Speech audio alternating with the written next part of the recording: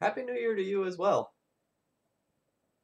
I don't think it's that late, considering that I only stream every couple of days, and the ones of these that link up with your time zone aren't always common.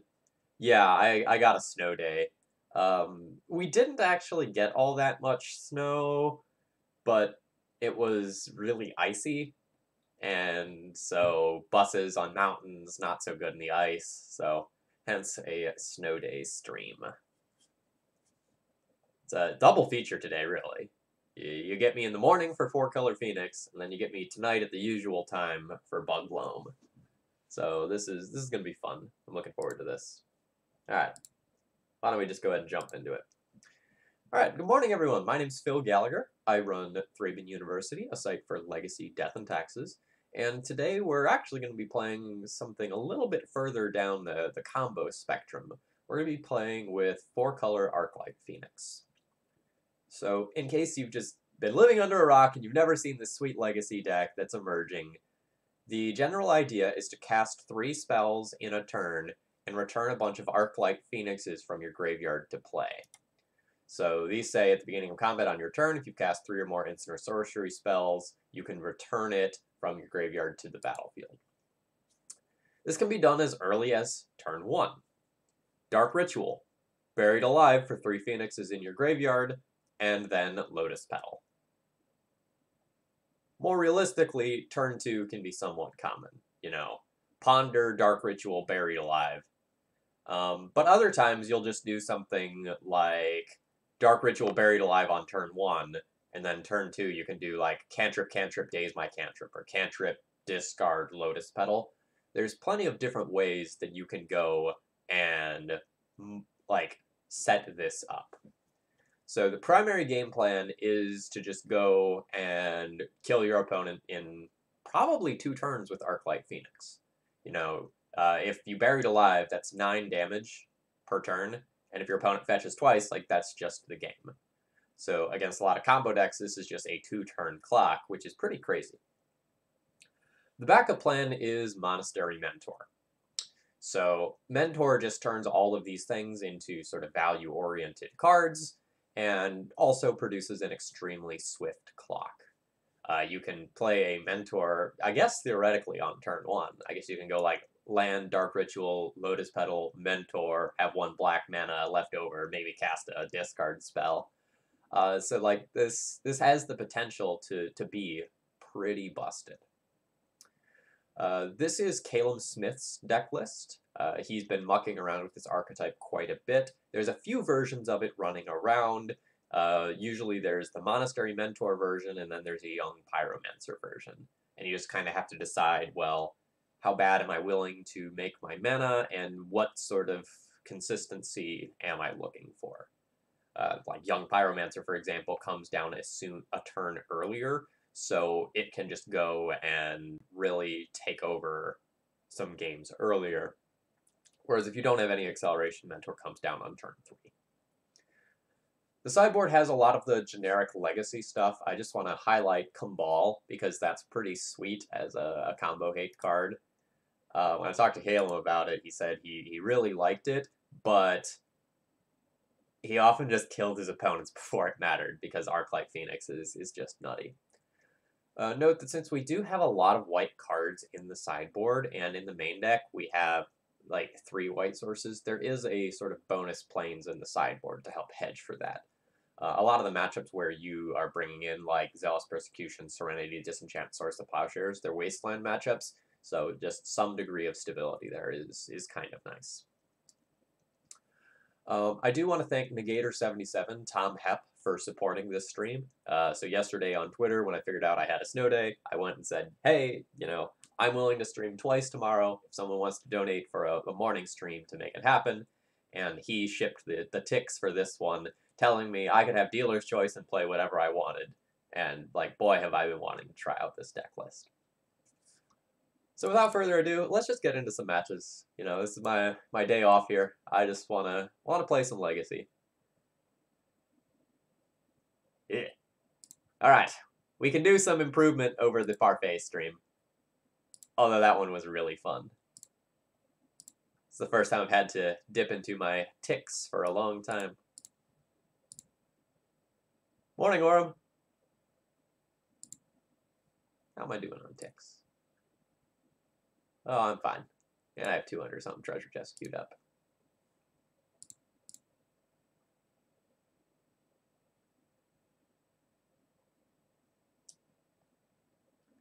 So Moto is now reminding me that this league season is close to over. So it ends on the 16th at 5 in the morning.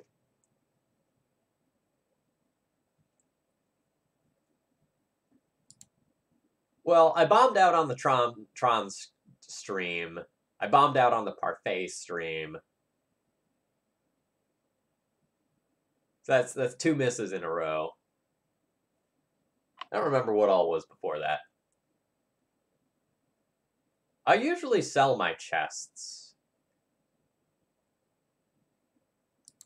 I don't know if...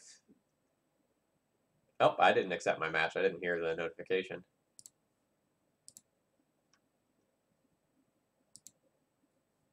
Yeah, anyway, I usually sell my chests to just get the guaranteed value out of them. I don't know if that will be the case moving forward because, like, the value of chests online in terms of ticks has changed a little bit. All right, there's my notification this time.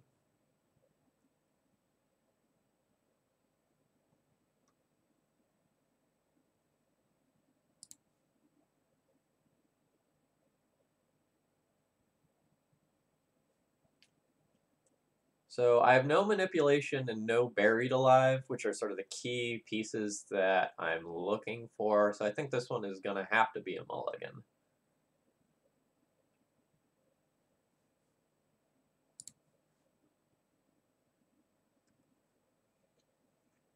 We're starting this league off strong. I'll keep this one. I'll bottom at Mentor.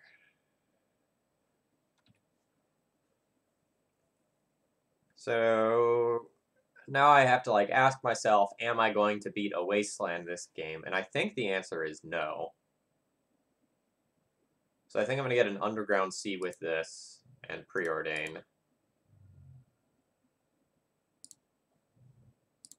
If I find a Buried Alive, I can just jam next turn. Oh boy, that's a tricky one.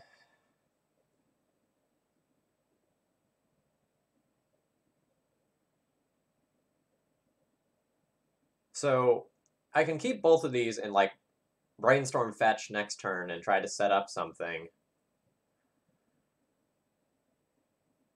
Or I can like,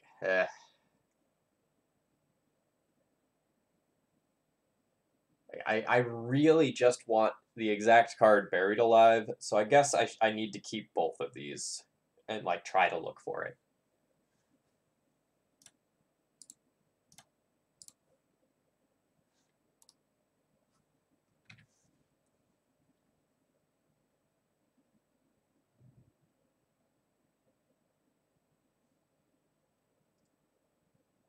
I was last seen playing Rug Delver. But Island on turn 1 is not really indicative of that.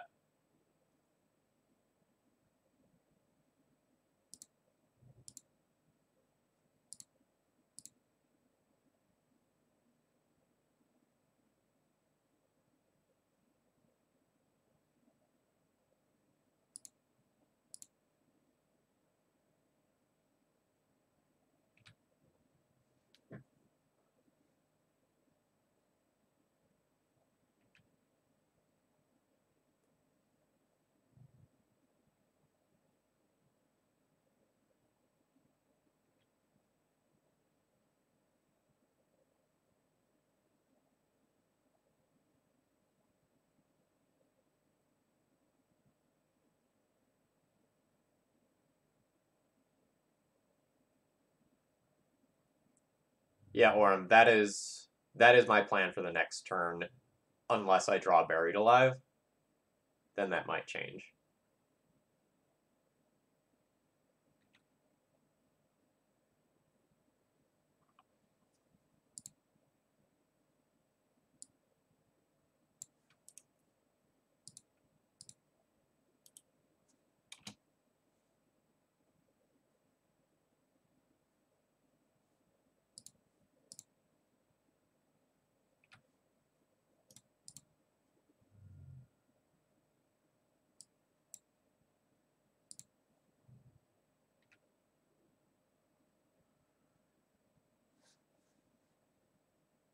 So I guess I even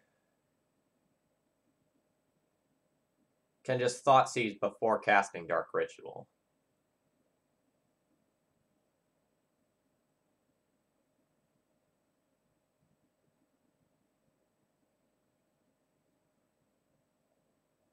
Or I can even do it after. This is feeling kind of like a Storm deck to me. And if it's a Storm deck, I'd rather do it after and get a Mentor token.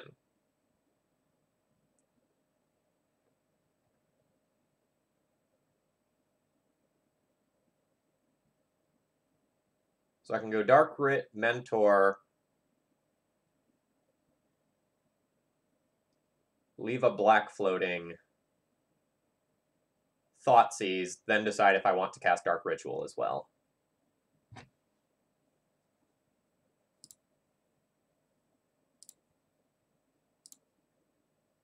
Alright, opponent is F6'd.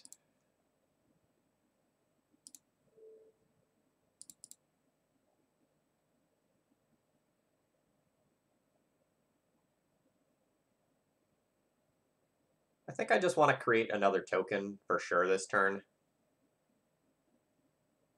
I don't think I'm assembling a combo. I think the way that I'm killing them is with this Mentor.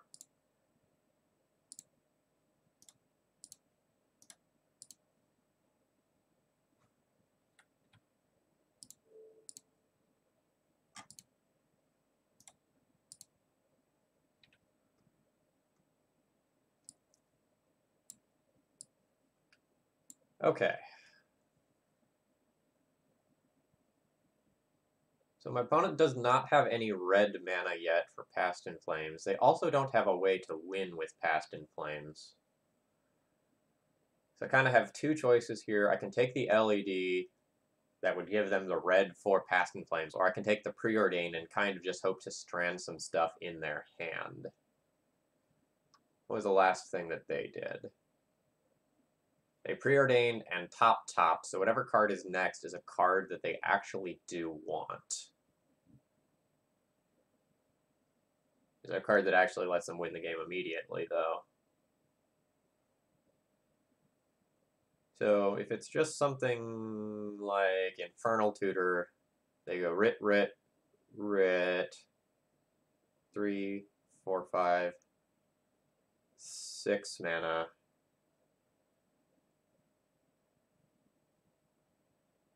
Play LED, crack Infernal Tutor. Alright, so if they have an Infernal Tutor on top, I'm probably just dead to that.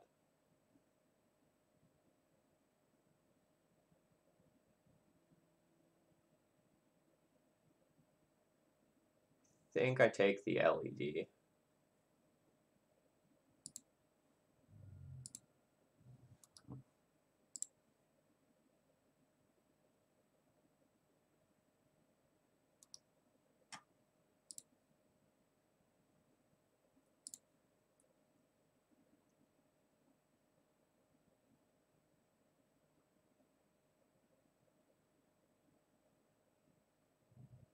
Like taking LED is just one of the things that can't.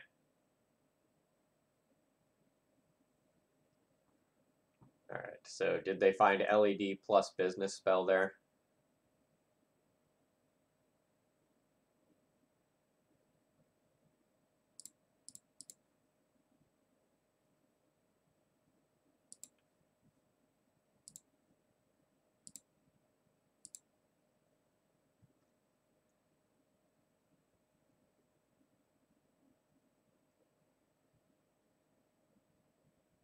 This is an oddly long pause.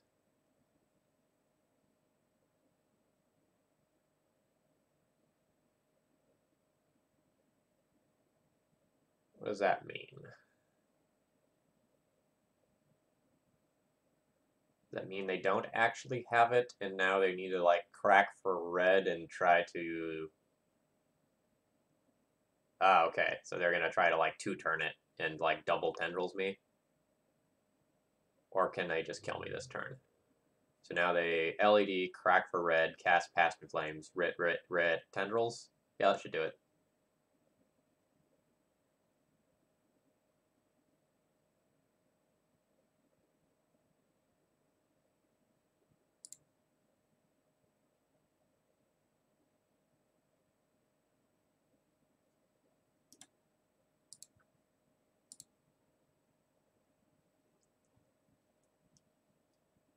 So I don't know that we would have gotten there regardless, but I kind of want to draw a couple of cards and see what it looks like.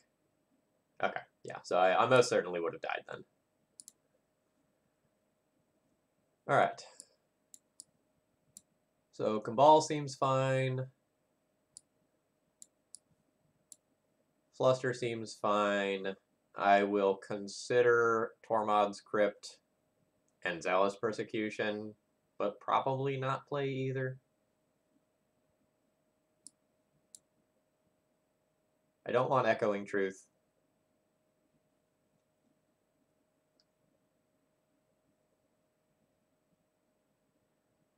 And the rest of this stuff seems fine.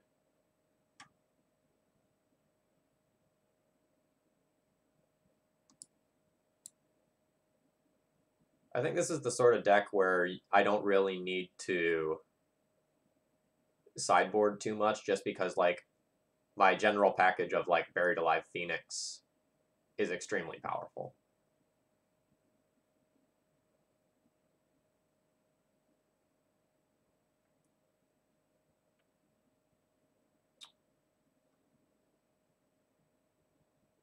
I don't really know where to start trimming with this deck. I just don't have that experience in sideboarding with this.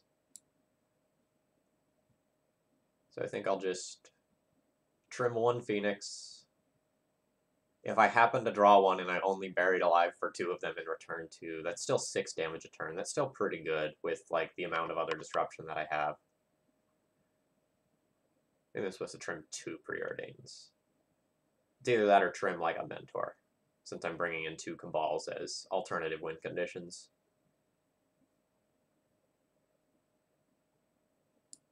Maybe that's fine.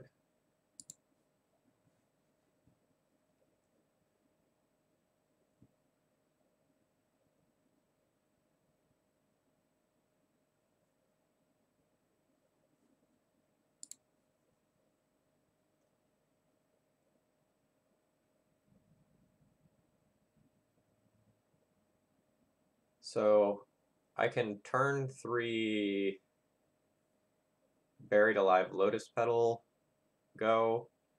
Like, regardless, I'm keeping this hand.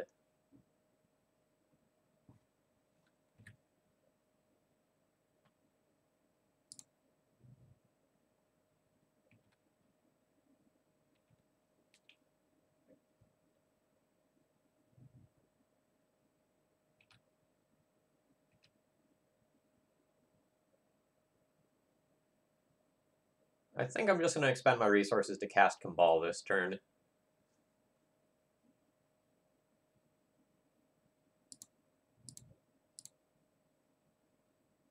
Can't really lose the game while that's in play, I imagine.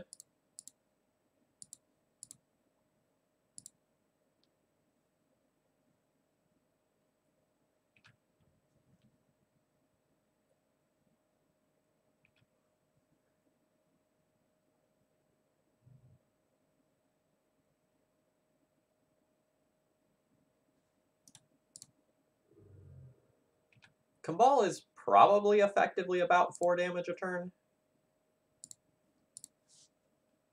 as a clock.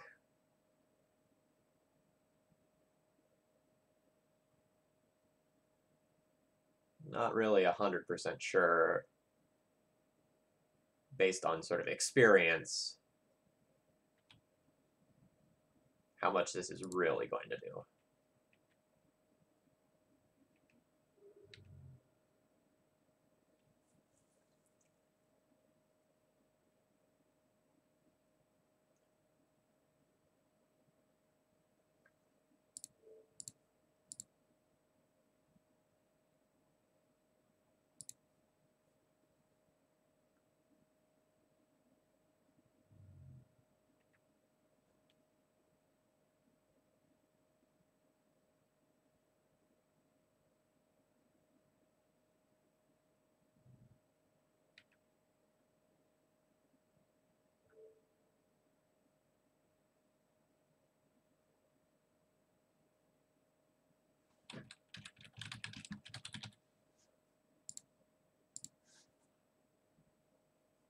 We miss on naming Infernal Tutor.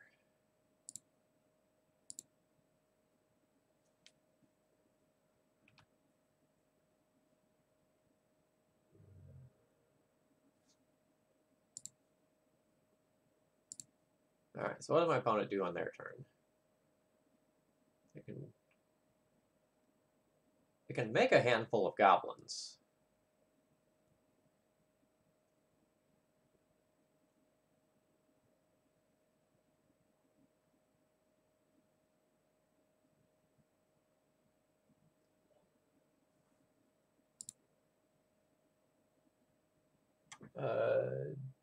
Jibzel, thank you very much for following. I hope you're enjoying the content. So if I counter this Brainstorm, my opponent can go land, Cobol Ritual, LED, empty, and that deals them a bunch of damage. They can't do so with Flusterstorm backup.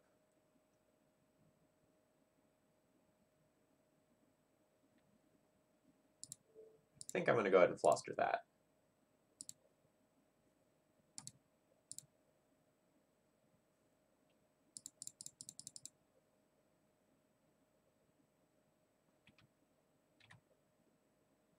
I think if I don't Fluster that, my opponent is somewhat likely to just like draw another Ritual, and then they can do everything they want to do, plus Thoughtseize me.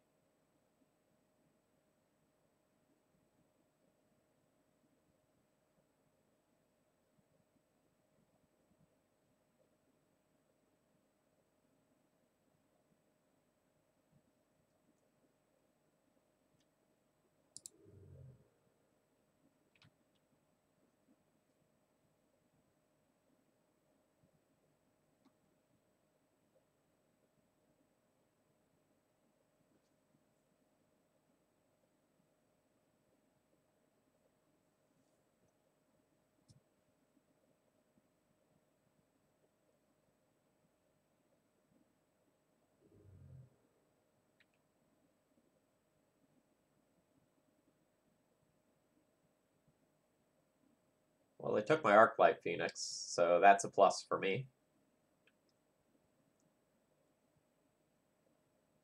Unless I'm just dead, then it's not. Alright, they have conceded.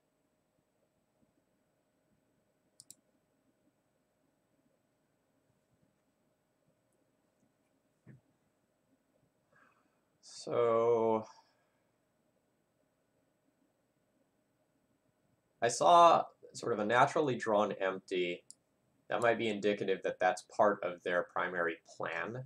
And this is also pretty good just with Mentor as a pump. So I think I'm going to board this in as well now.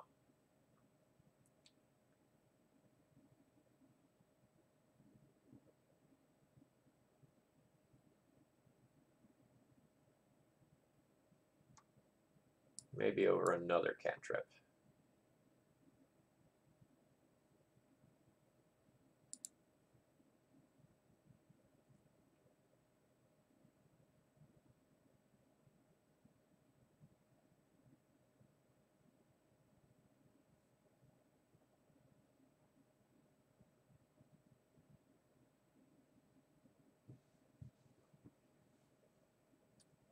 So turn one,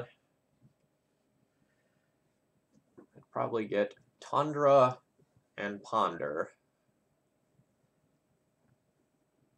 On the days for disruption, if I draw Dark Ritual off the Ponder, then turn 2 I can go Dark Ritual, Buried Alive, daze one of my spells and pay for it and have 9 hasty damage.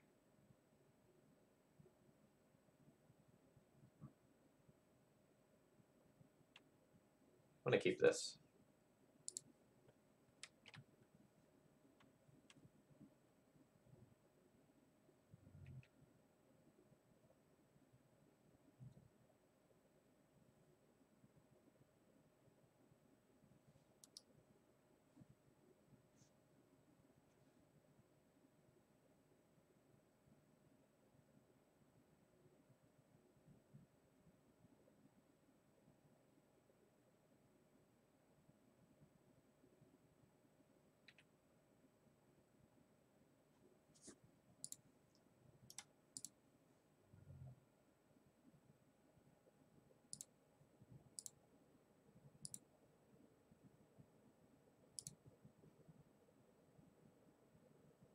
Alright, so I definitely don't want Arclight Phoenix.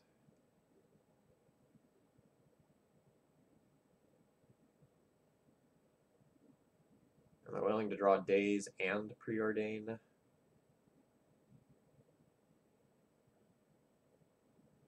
mean, like, Daze is fine. But not good. Like, it's not going to be enough disruption to win this one.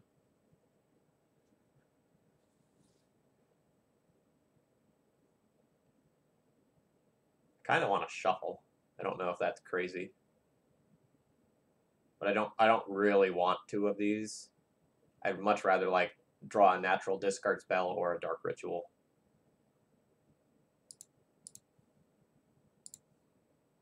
Nice.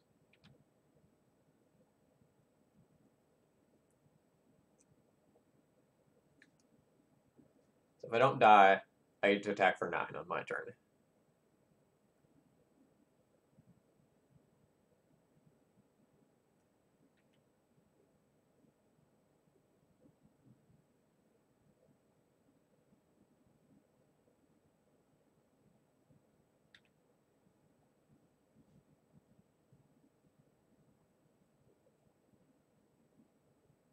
And assuming my opponent fetches, that means they will have to go off either this turn or their following turn, or they die.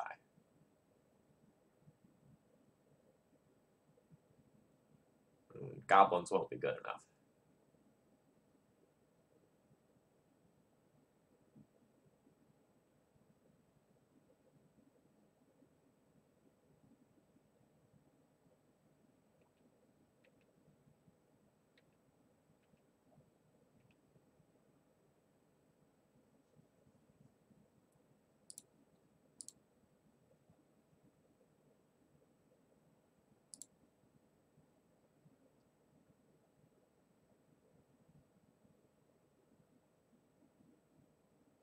It's a lot of land.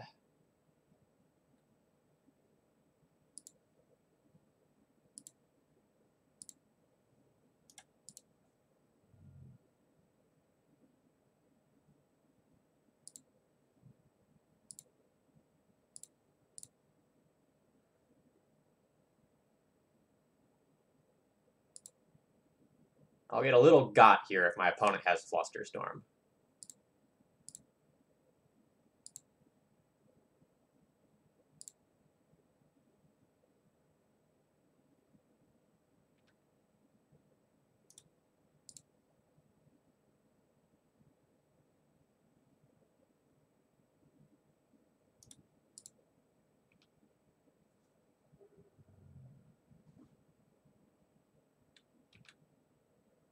Alright, so my opponent will need to win this turn. Or I guess they could Echoing Truth all my Arclights back to my hand. So that's something that could occur.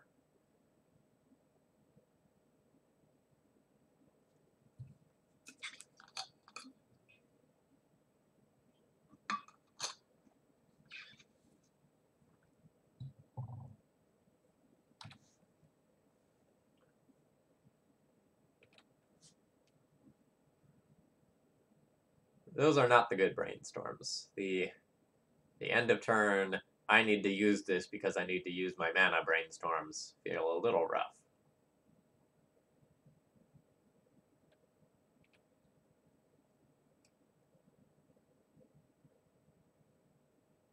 Oh yeah, like, Therapy yourself is such a real line in this deck. Which is weird to say, but it happens. Like, sometimes Reanimator players, like, or Dredge players will reanimate them, or Therapy themselves in order to put something into the graveyard that matters. And it's kind of the same way with us, with Arclight Phoenix.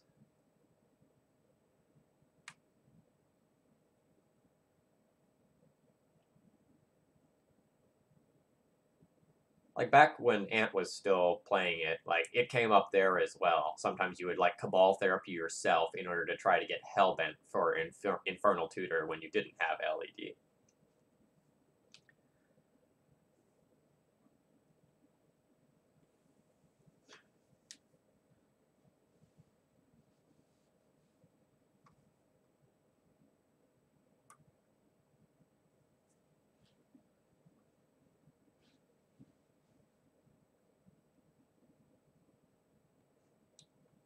I like long pauses.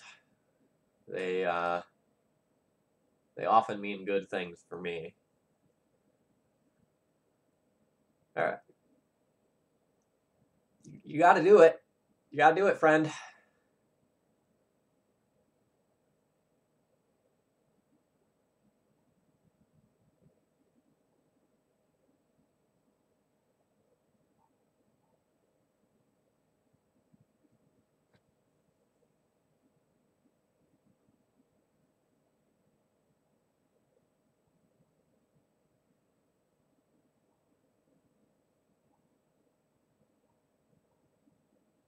Yeah, something as simple as like dark ritual into tendrils, like that alone keeps them alive.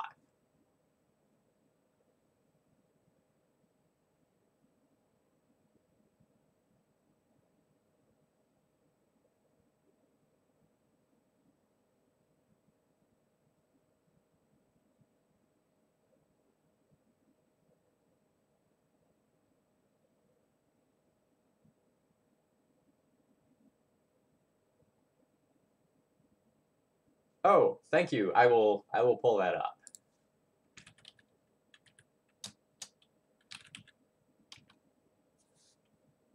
I assume you're probably in like developing.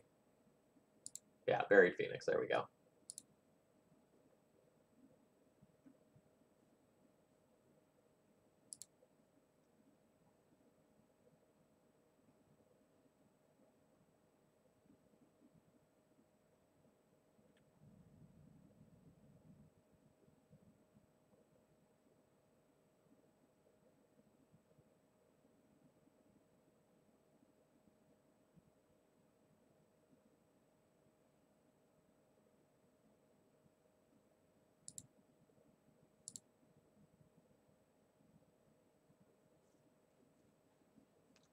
Yeah, the source still exists. A lot of the conversations have moved to Discord now.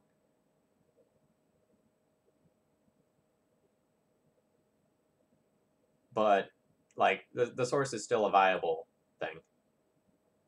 I really hope my opponent isn't just like timing me out because they've lost and they're just doing a click of their land every couple of minutes in order to not time out.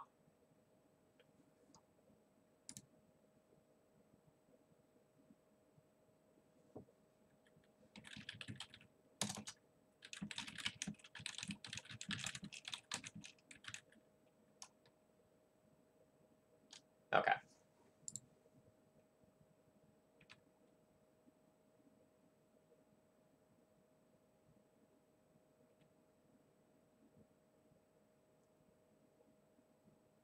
So I need another black mana in order to put all these phoenixes into play this turn.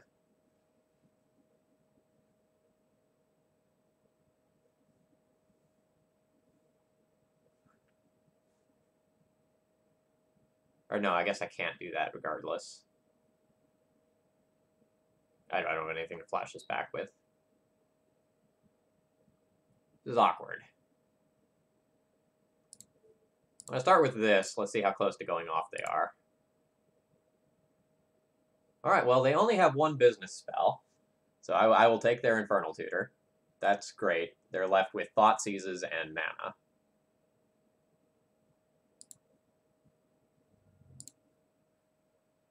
I could probably just go on the plan of, like, hard cast Arclight Phoenixes and beat you to death.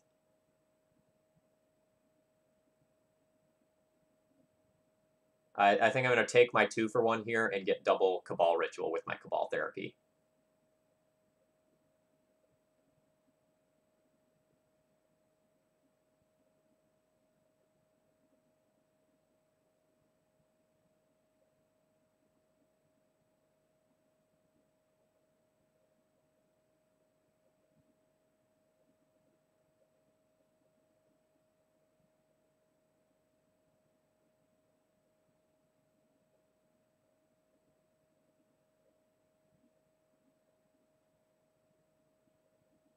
I think I still just have them on a 2-turn clock with Phoenixes.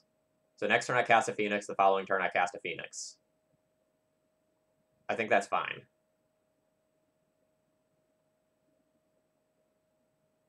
Let me confirm that I have a red source in the deck, right? I do, right? I have a Volcanic Island? Yeah.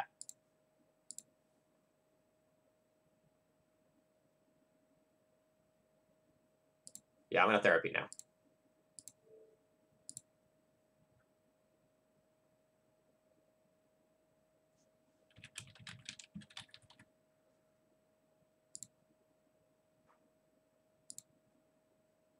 So they're left with Rain of Filth and Thoughtseize.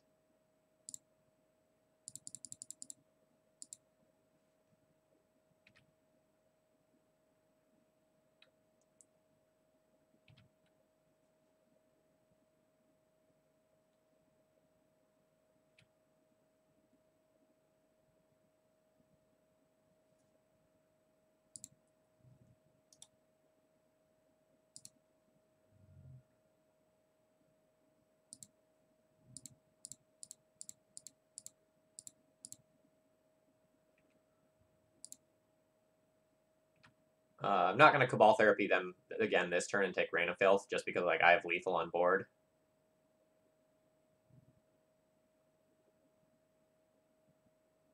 Yeah, this is the backdoor way to win, right? That was not the intended plan. But that's kind of like one of the cool things about this deck. Like you have this crazy combo start, and if it doesn't work, it's not like a 3/2 flying haster for 4 mana is unreasonable as a secondary win condition if everything else goes wrong.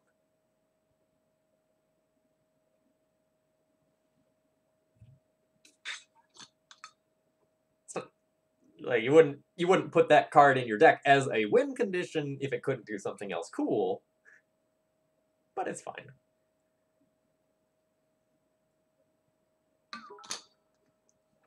Sword Equip, thank you very much for the bits.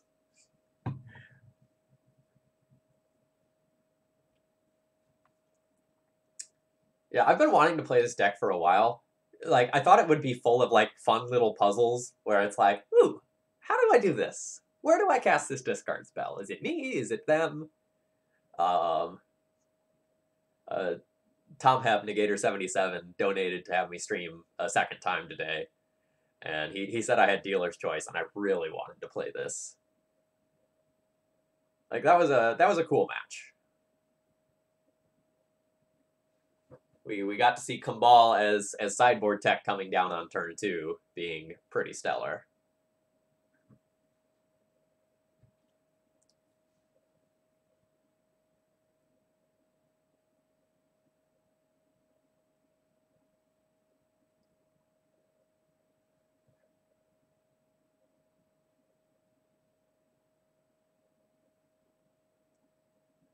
Therapy yourself for a therapy has come up a funny amount of times. That's strong. So you like therapy to put it into the graveyard so you can go and cast it for free by sacrificing something else to bring back the phoenixes. Neat. See, this is what I want to be doing with my life.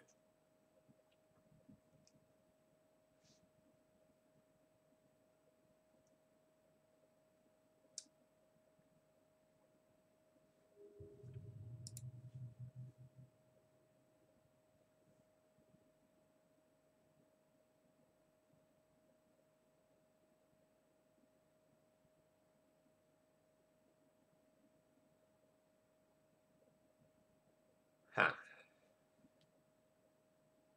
So this hand isn't really explosive. And Preordain is not necessarily the best cantrip. And on the draw, I get another card out of this.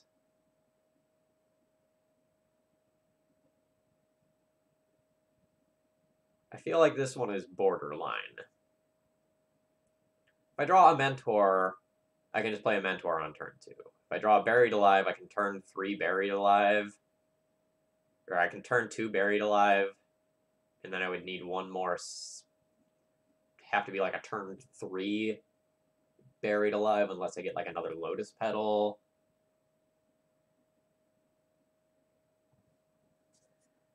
Maybe it's fine. I think this one could go either way.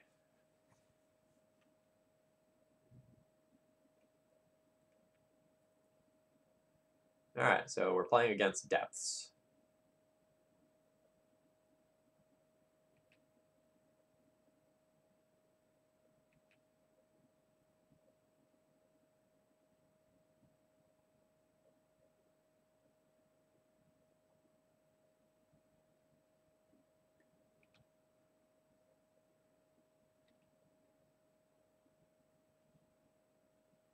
Okay. Now if I draw a Buried Alive, I can make some Phoenixes.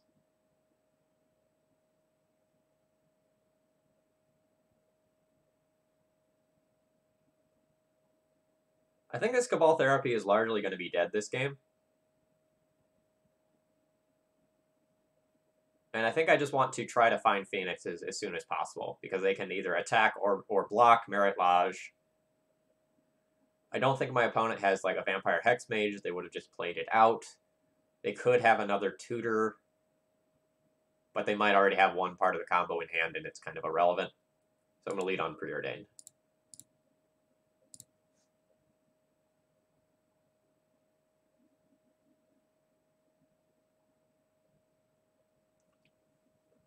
Alright.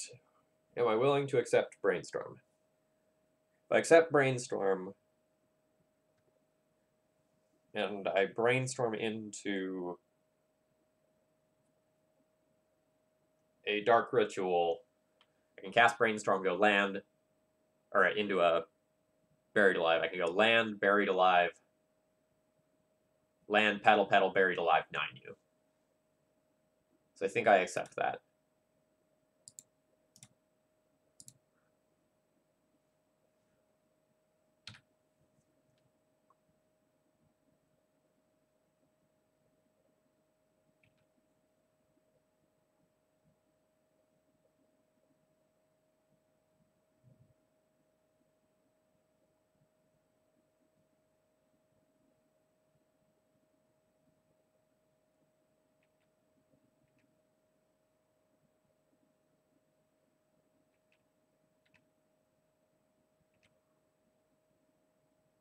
That was not really something I wanted to draw.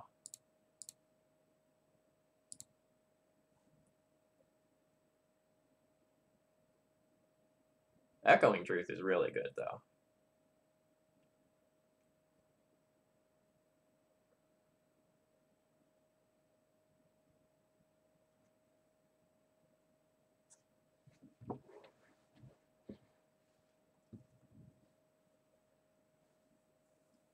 So I'll put back Phoenix and a land.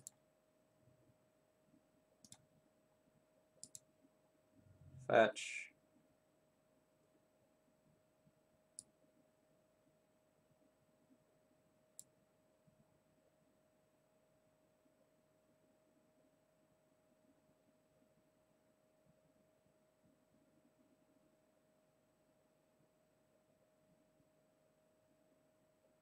Arclight Phoenix is instant or sorcery.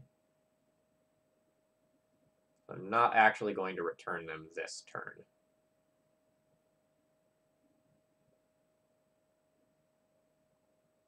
Which is unfortunate.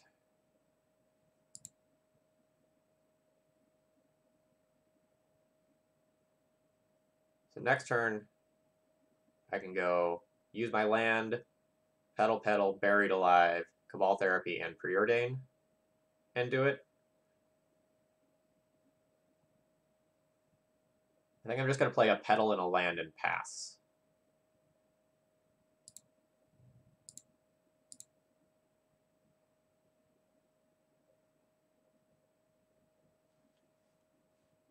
Yeah, Bob, I'm with you.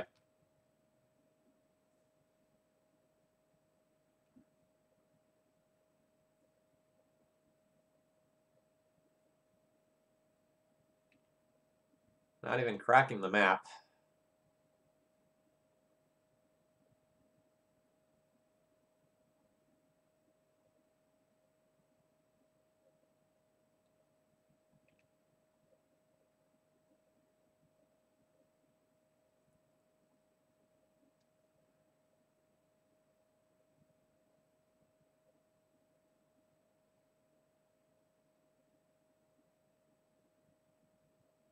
So one reason to cast the Buried Alive is just so it can't be taken by a discard spell, and that's something that I considered. But if my opponent had something like Crop Rotation and I tapped out for the Buried Alive, I would have just died.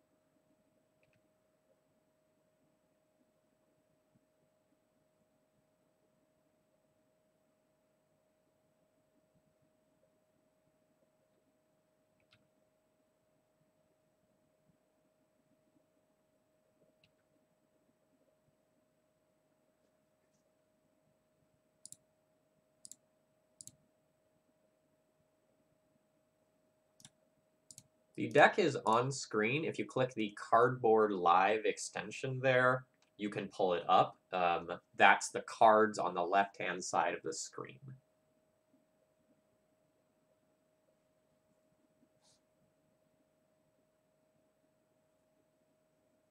I could try to Cobol Therapy for their one mystery card, but I'd rather just have these around to cast to bring back Phoenixes, given the opportunity, or once I have Mentor in play to create tokens.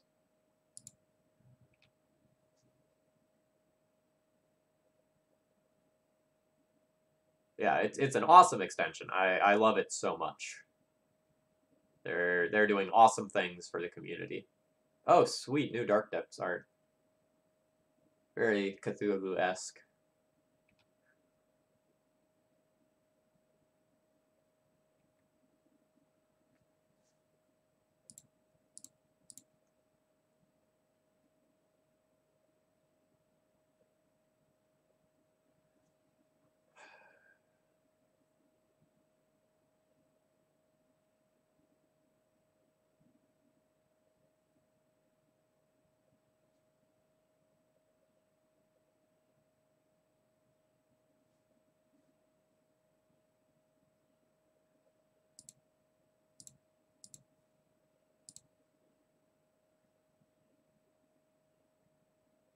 I mean, I could Therapy for Crop Rot, as that's something that beats me, but I don't think that is really going to put me into a winning situation right now.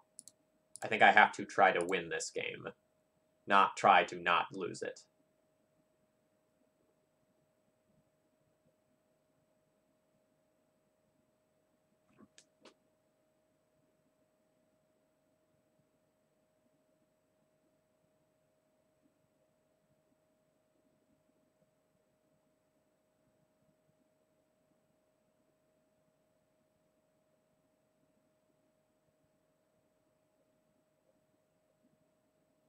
Sure, but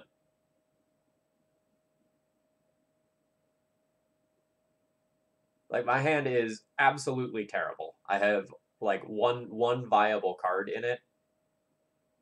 I don't know that I can take that time.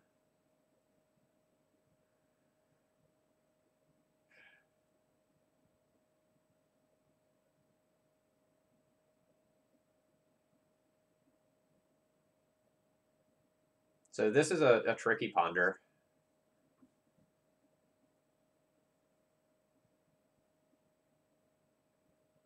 Because this brainstorm is just okay. Right, in the context of this hand, I would love to brainstorm, and I do have brainstorm and fetch here, but I'm not particularly going to get much deeper by doing so.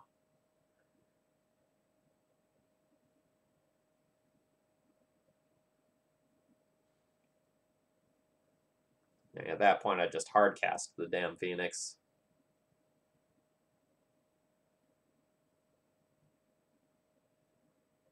I think I'm going to ship this.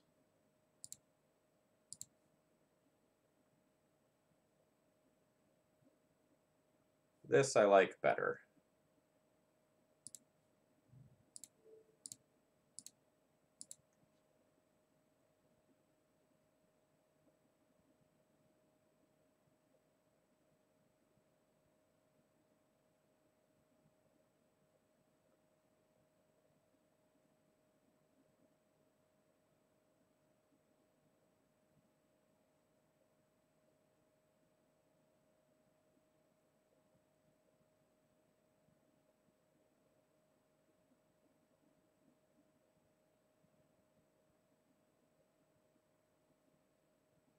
Ah, they actually did have the crop rotation. So they are left with a spirit guide.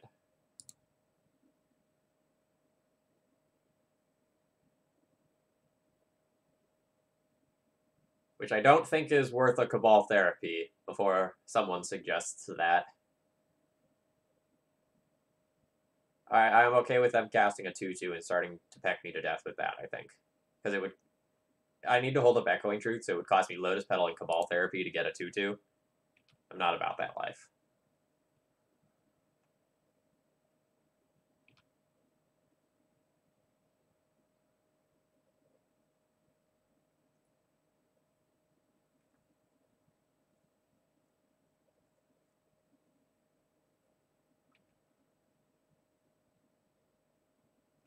Alright, well, I have mana.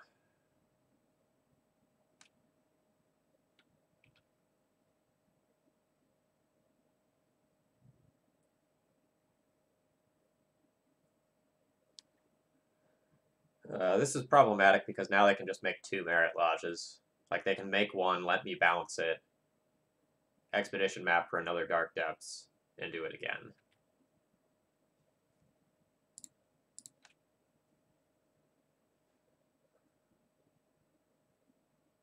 Well, most of these cards are not good. Yeah, like, the Brainstorm, though, is pretty stellar.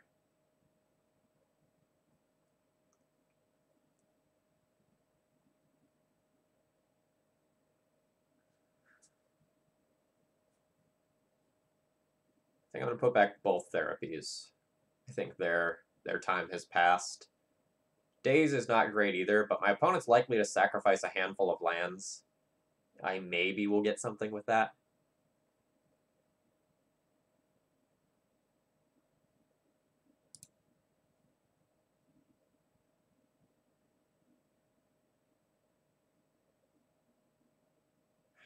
Like, Days versus Therapy is close.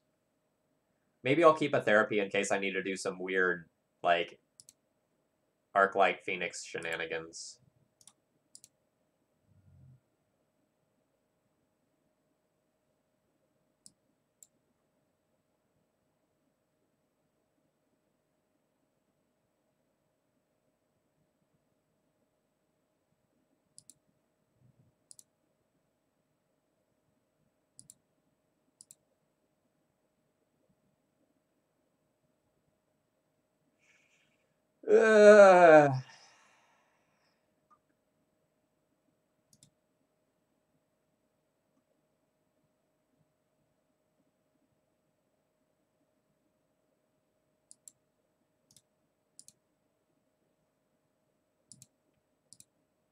Alright, let's not get Brainstorm locked. Let's find a relevant card.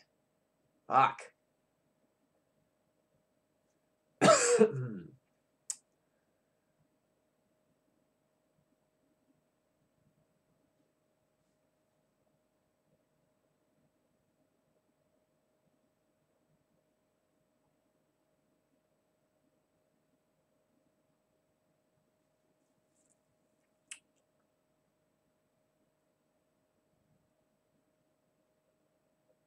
Life's getting a little harder.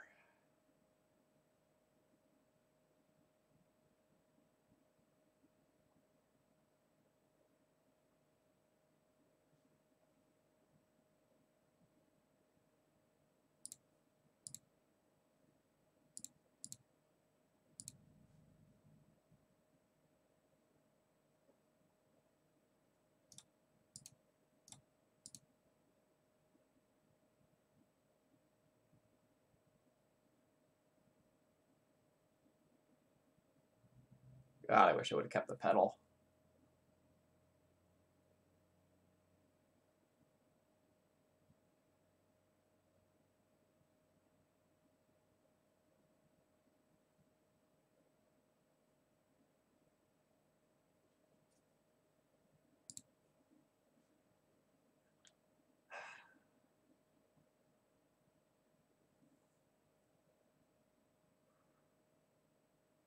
So now if I just, like, Buried Alive Phoenix's attack for 9, or even hold one back to block, my opponent just has Expedition Map for Sajiri Step and I die.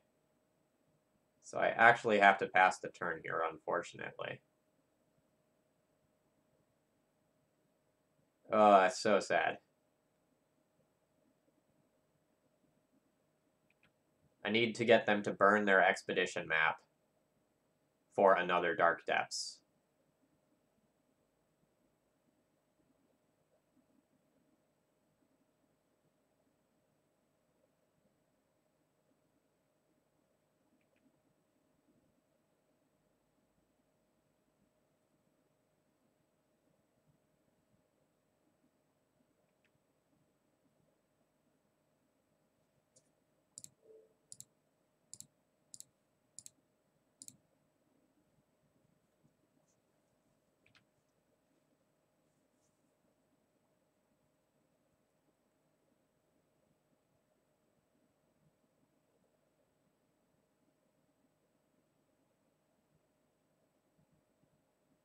Yep, that's as expected.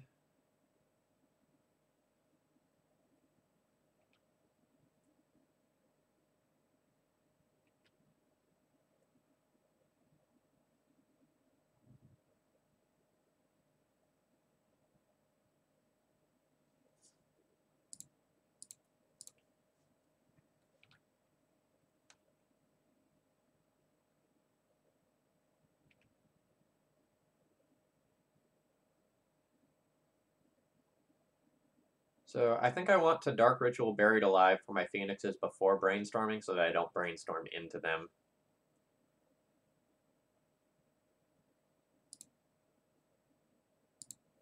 I guess I can Cabal Therapy for crop rotation safely first.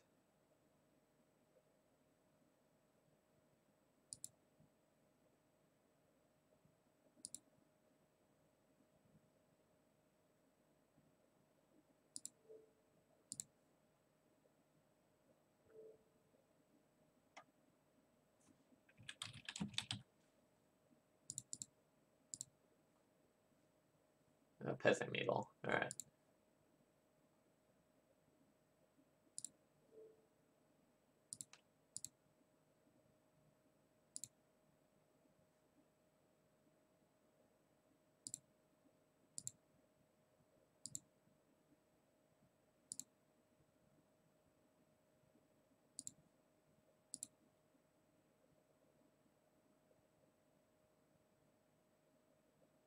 Well, these cards are all very bad.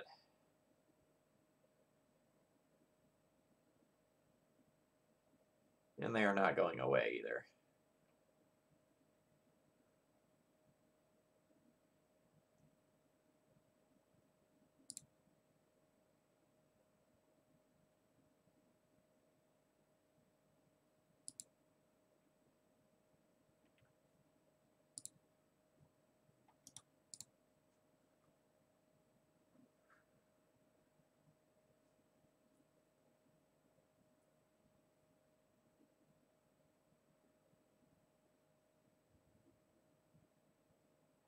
Ugh, so this game's kind of a disaster, since the cards on top of my library are so bad. I can't really profitably attack with these, because my opponent will just, like, Merit Lodge block 1, kill me. So I can attack with 2, push 3 damage, lose 1, but I think I need to keep these as chump blockers. Life is hard.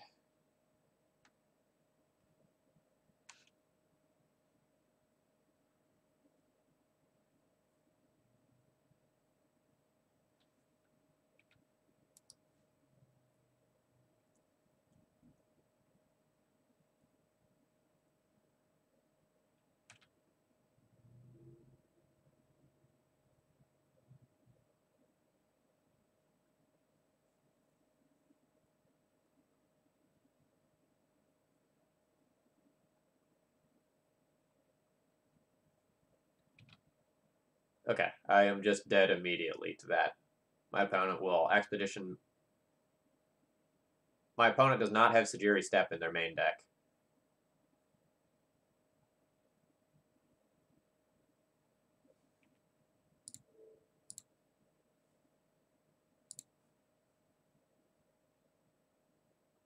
Oh, they played Urborg, I see. Sorry. So I'm dead next turn.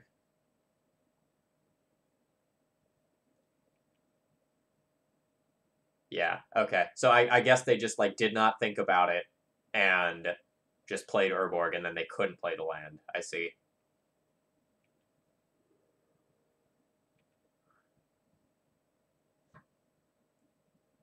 Like, I have to assume it's there. And that I'm dead.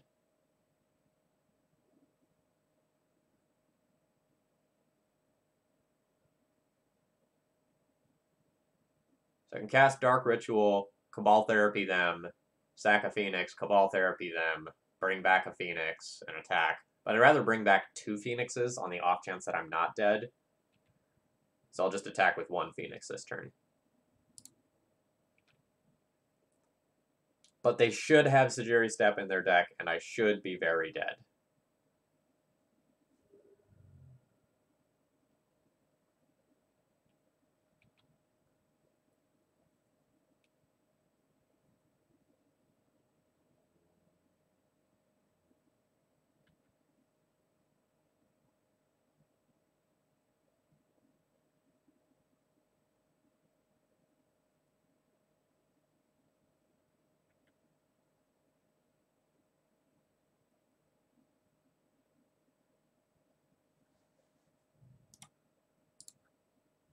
That was a much more interactive game than I was expecting.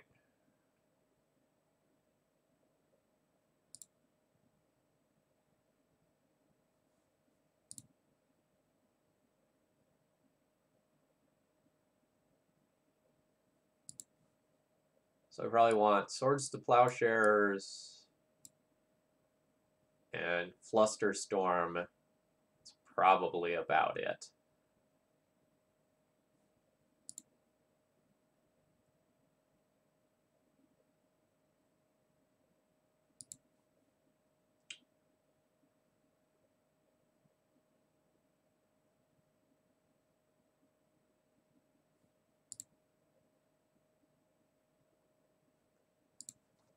I kind of want to cut Therapies. I think I want proactive cards, like cards that are going to win me the game, because I can't play around their top decks, which are going to be like the scariest things. And I think setting this up is going to be hard.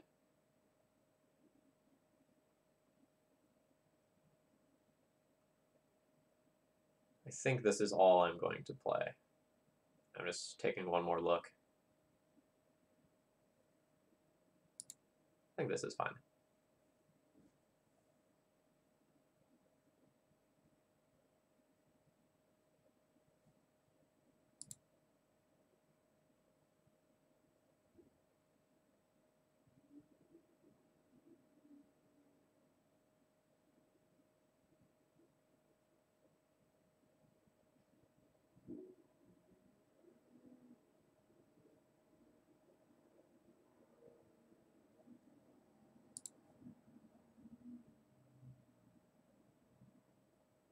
So this is just turn 2, make a mentor. Am I going to keep that? Yep.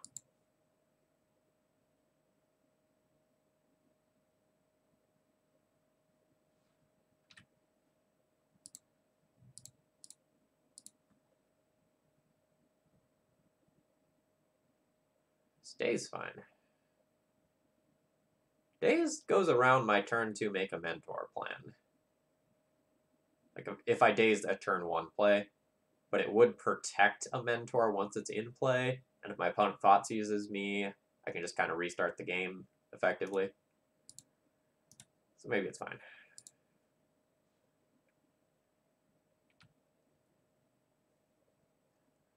Because if I lose the mentor, I don't really see myself winning the game.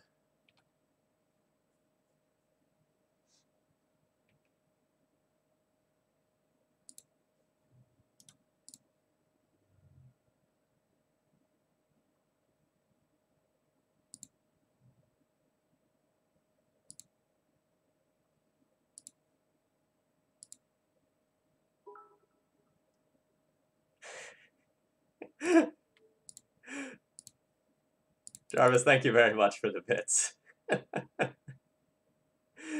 We've got birds. Boy, do we have birds. I don't know if we're going to hardcast this little bird friend this game.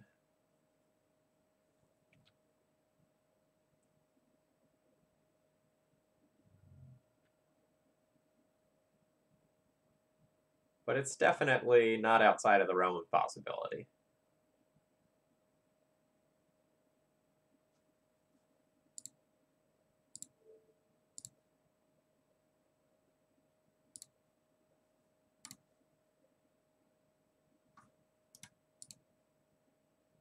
I'm taking this play more to make a monk token than anything else.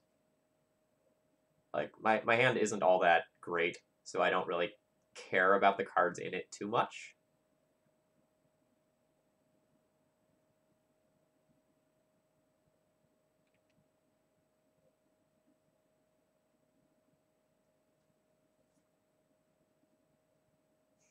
Yeah, if I draw a fetch, we just go Ritual Phoenix.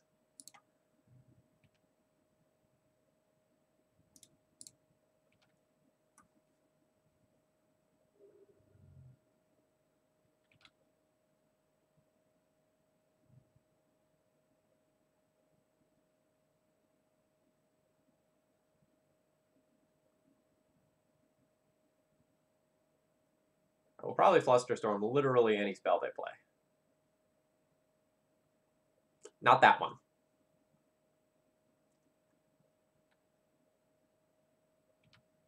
Flusterstorm and Spell Pierce. Different cards.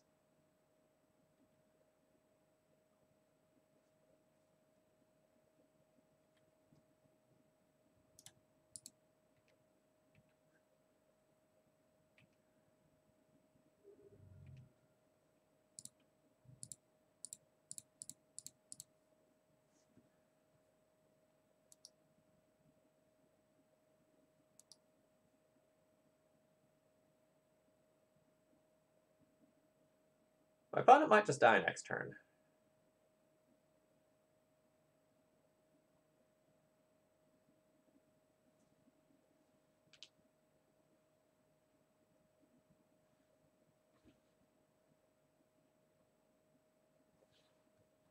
Maybe not because of a Thorn.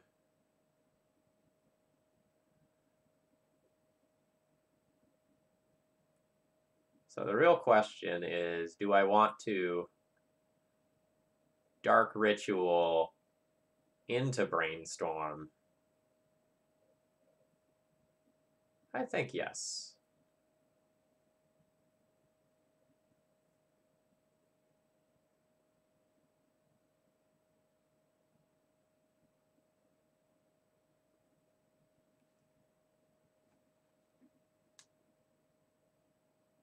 I would have to do it in that order, just kind of due to my own mana shortage.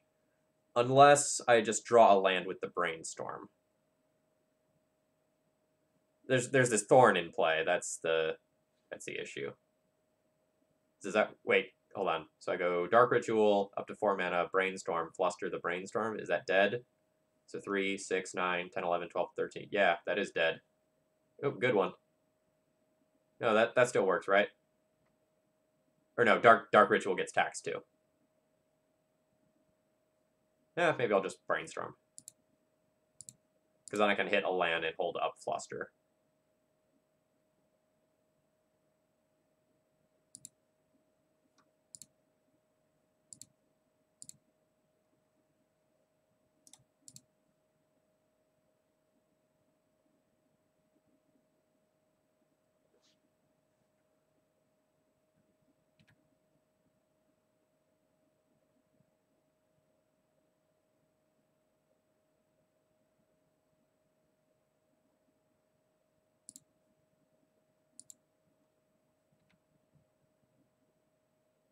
I don't have a Therapy.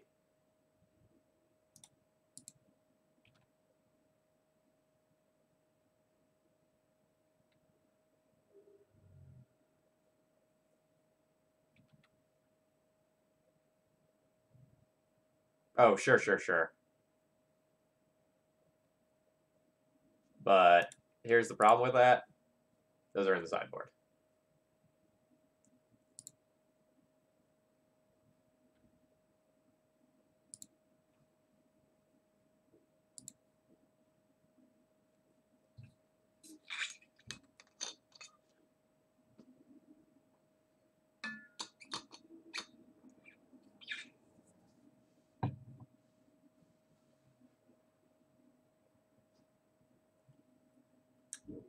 Boy, this is an awkward hand. I don't have blue mana. So this Echoing Truth and Daze that would be pretty good are dead. I'm going to ship this one. I also don't love this hand. But, like, I'm going to keep it.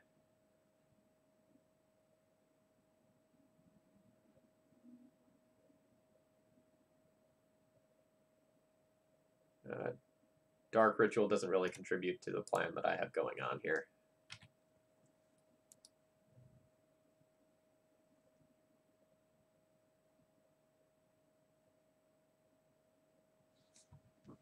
So now my Thoughtseize is probably gone. Yeah. So looking for white mana for Mentor. Petal would be preferable so I can jam Mentor on turn 2. Alright, we have white mana for Mentor.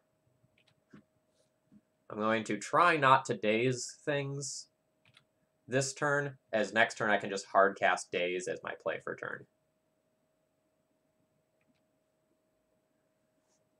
And I think a hard casting Daze is probably better, like leaving the option up to do so is probably better than casting the Preordained. I'd rather do that once Mentor's in play.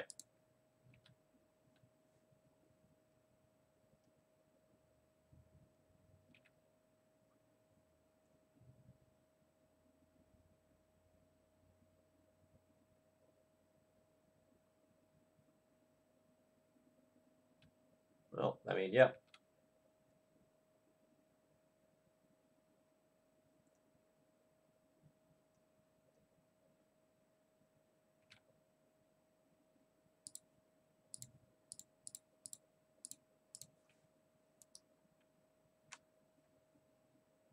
Alright, so this game is probably going to be the weird game of, like, I'm just going to hard cast Monastery Mentor into Phoenix and turn them sideways, and hope that that is good enough.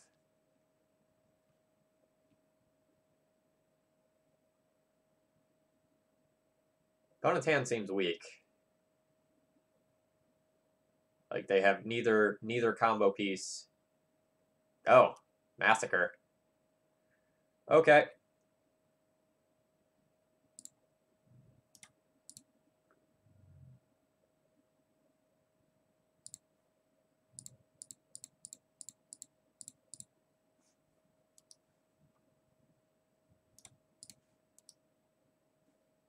The days that normally maybe could have protected against that, totally just offline due to Thorn.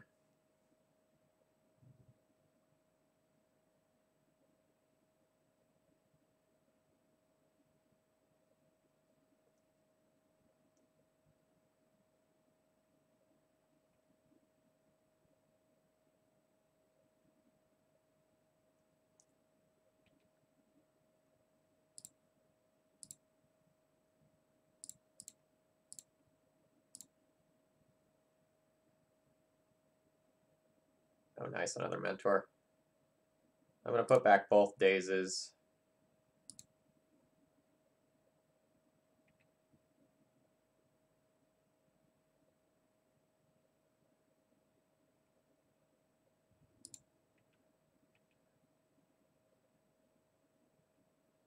So my opponent crop rotates.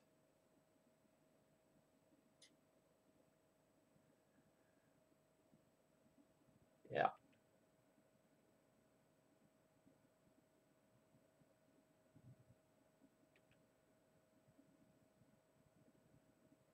So now they'll make a Merit Lodge. I'll give them 20 life, which is going to be annoying, but then they'll be on 2 lands. And I can probably use Mentor to clean up afterwards, and the Dazes will become live again.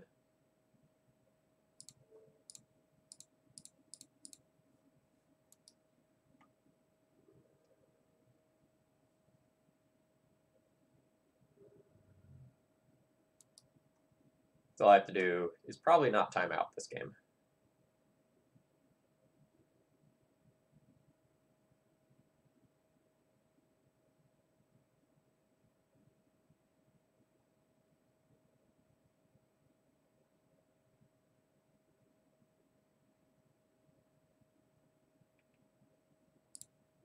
Note, I'm going to take actions pre-combat that I should not take pre-combat, just so I can F6 through my turn.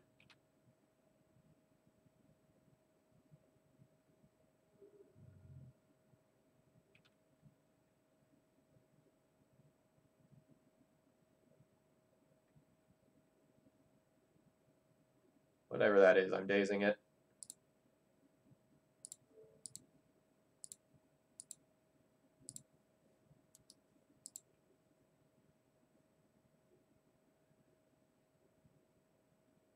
And my opponent just concedes. All right, and just like that, we're 2-0. I'm going to take 30 seconds and run to the restroom here, and then we'll go into round 3.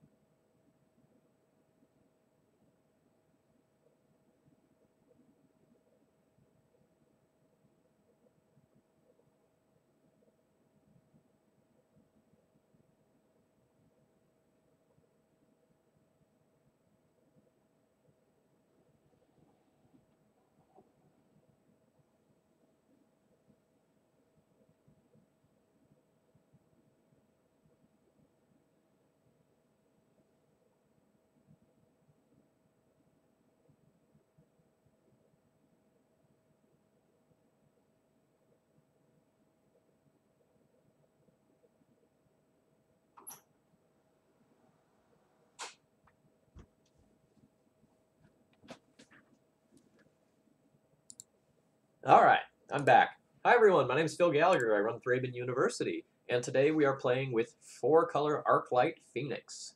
We are currently 2-0 in this league. We're doing pretty well. This deck has a surprising amount of power to it, and both the Arclight Phoenix and Monastery Mentor sides of the deck can really close out games quickly. I mean, we can hardcast Phoenix, right? We have one Volk, technically correct. But yeah, like we're really an Esper deck that has a single red source in case you have to go and cast those Arclight Phoenixes. Yeah. So like capital WUB lowercase r Phoenix is really accurate. Yeah, we're not greedy enough to try to like run any other like red cards in the sideboard or anything like that. It's not like we have blasts to fight back against other blue decks or anything. Not worth it.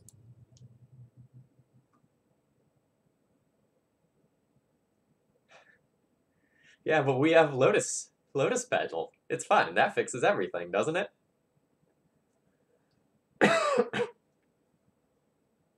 Oh, chat. Oh, chat. I'm gonna keep this one. It's gonna happen.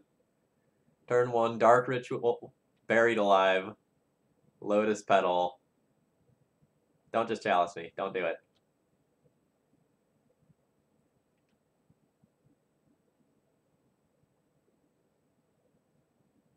Alright, so what plays Mox Diamond Polluted Delta?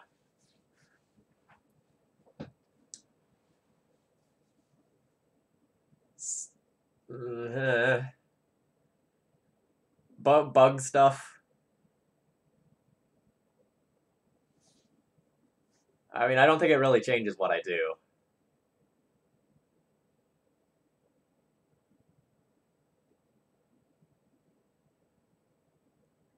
I'm just jamming.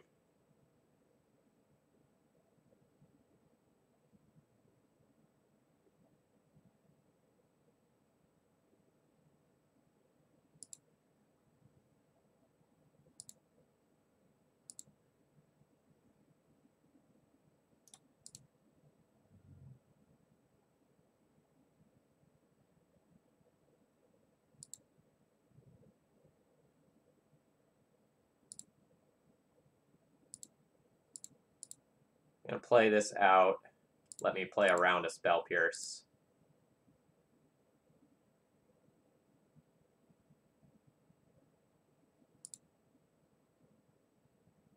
Alternatively, I could, like, preordain for a discard spell.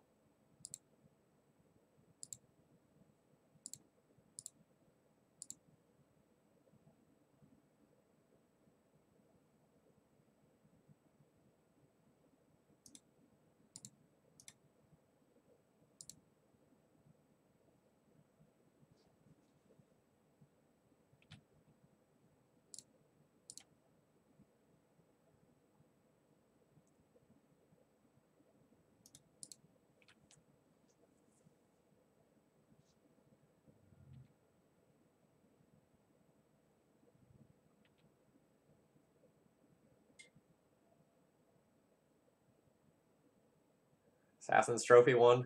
Okay. I could brainstorm for a daze to try to stop that, but I think I'm okay with trading one for a land, and I'll just bring it back next turn.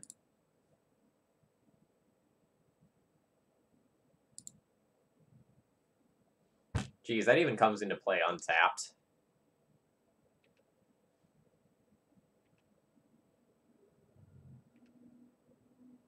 But I still think I'm going to keep my spells and just bring back the other Phoenix next turn.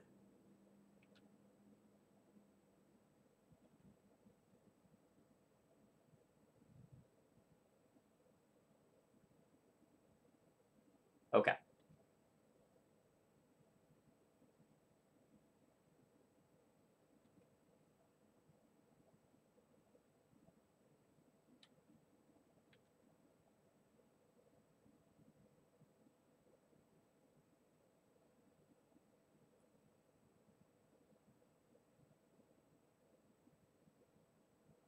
Yes.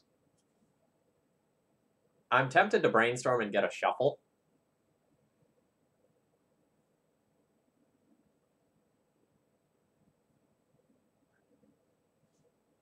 I might be greedy.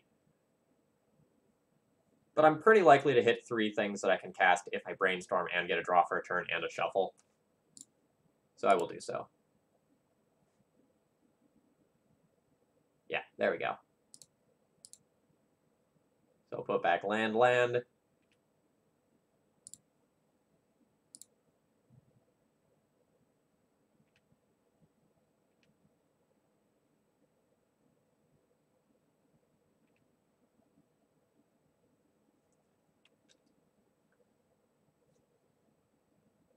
I think I'm going to start with Ponder here.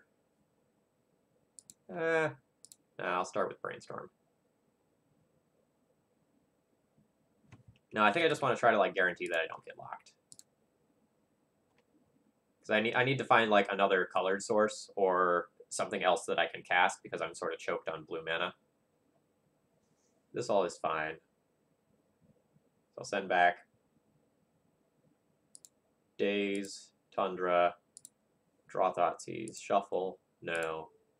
Thoughtseize you. I'll just take 2 life.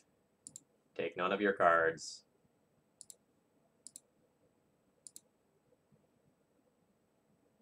Preordain. I don't need... Well, I guess I'll send back... No, I'll send back both. Bottom. Bottom. Draw.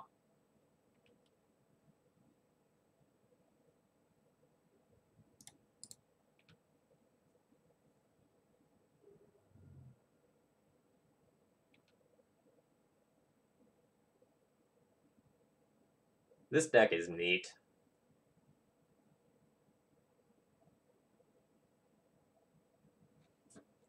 Alright, so we're playing against, like, Assassin's Trophy Wasteland dot deck. We only really saw green-black, I guess, but there's probably some other color in there. Like, it's probably bug.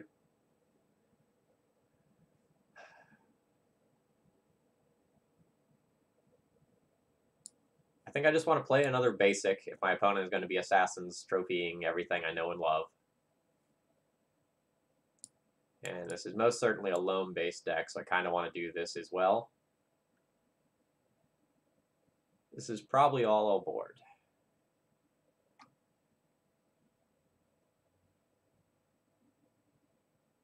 Echoing Truth on Mox Diamond is kind of cute. But I presume not really where I want to be.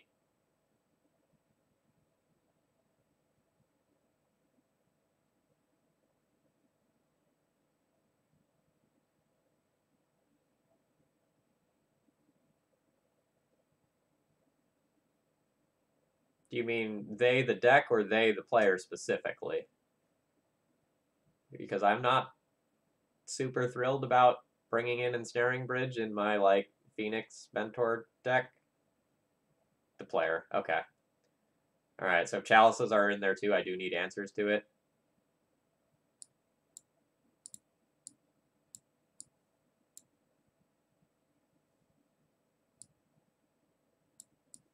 So I kind of see discard being relatively bad against this deck then.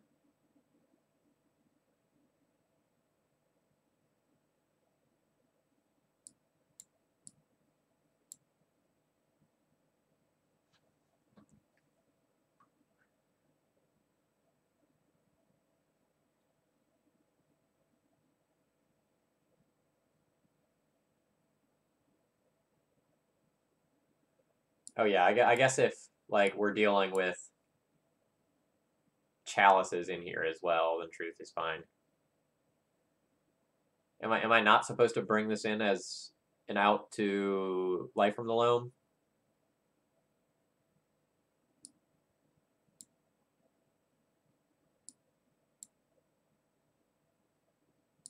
Alright, what if I bring in some extra win conditions and then keep a Thoughtseize then?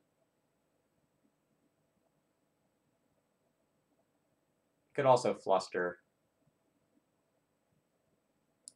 I'll whack the submit button and then re-evaluate in between games.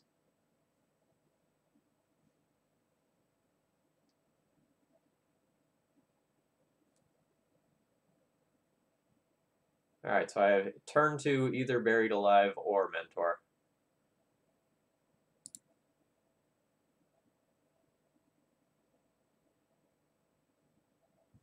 Turn to Mentor it is.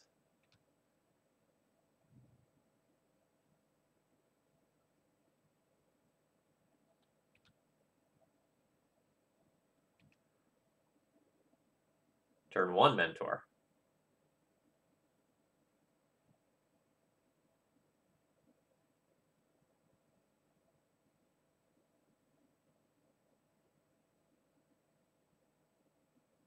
So I'm just taking a moment to consider what land I want to play. Because there's a tension between wanting to play around Wasteland by fetching basics and wanting to leave the basics in the deck in case my opponent does have Assassin's Trophy.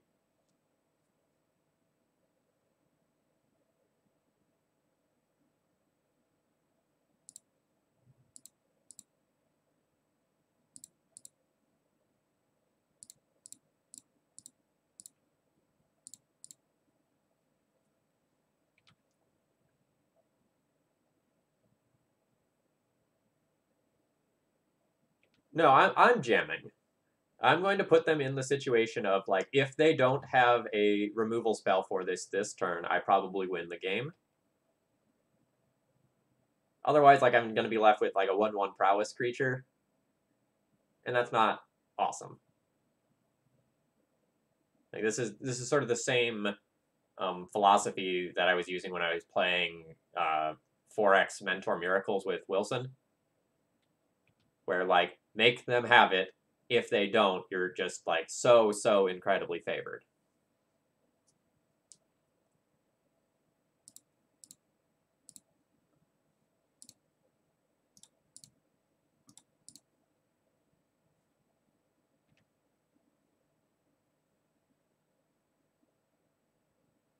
I don't want any of that. Like, the Buried Alive is doing nothing right now with the ley line around, so it's not a combo.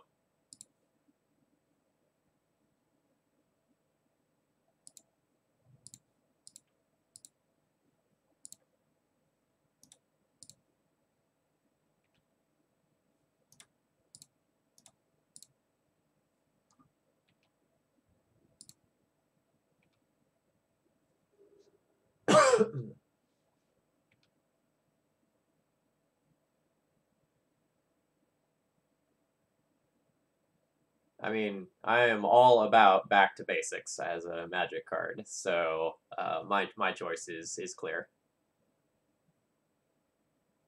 It's going well. So I'm on a snow day because it's sort of snowy and icy here in Roanoke.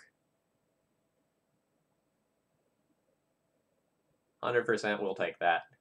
I'm more concerned with cracking back. And I'm glad you got to catch me live. That's kind of why I try to do some of these day streams when I actually have. Ugh. Am I willing to cast Buried Alive as Lightning Bolt?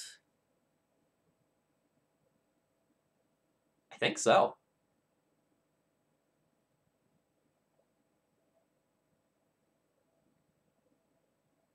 Yeah, classic. I would play classic blue-white Blade.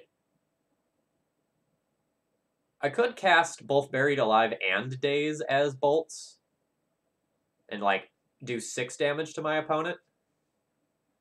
So that'd be 4. That'd be 10 damage this turn. Or I could just keep the Daze and try to actually cast it on a relevant play that they have. I'm not sure which is better. I think I want to hold Daze.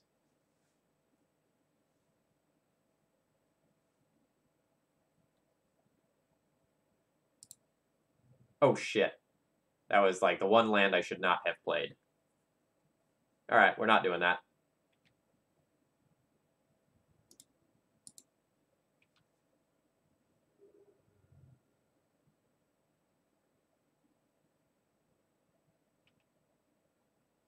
See if I end up getting punished for that.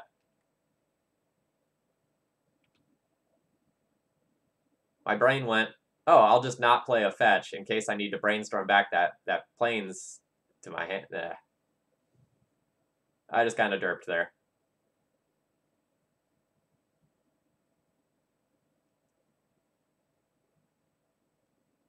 Yeah, that's fine.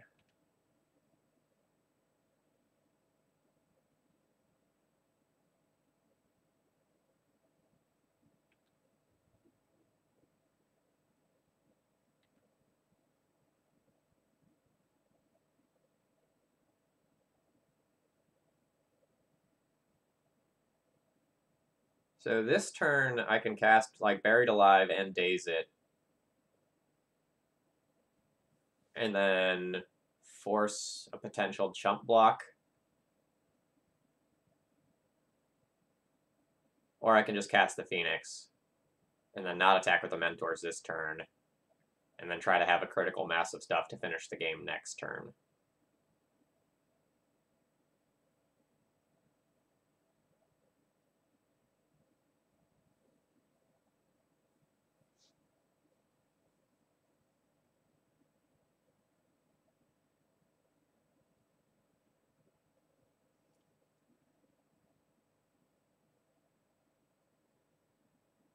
I think I want to hold my Daze in case my opponent has some sort of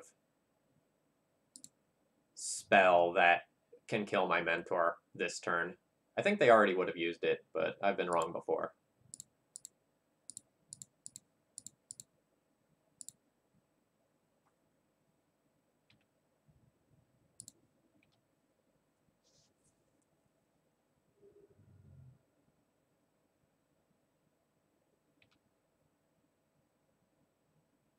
Yeah, so if you're looking to sort of have a starting point for a deck, start with more traditional things that are more commonly played rather than the more fringe stuff.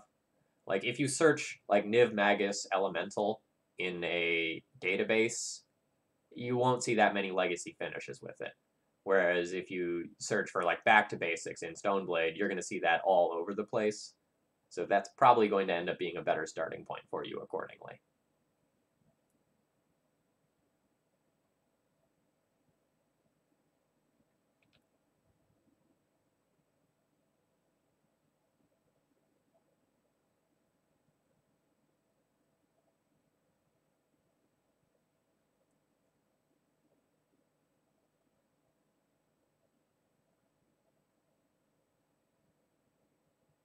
Yep, that's fine.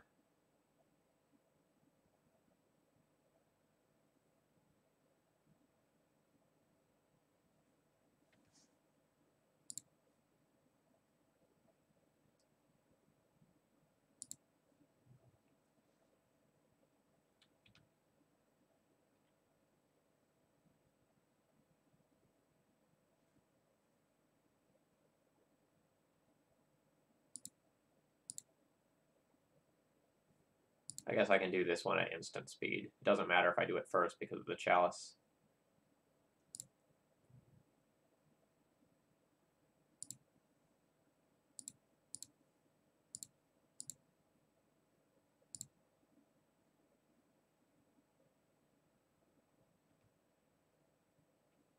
All right.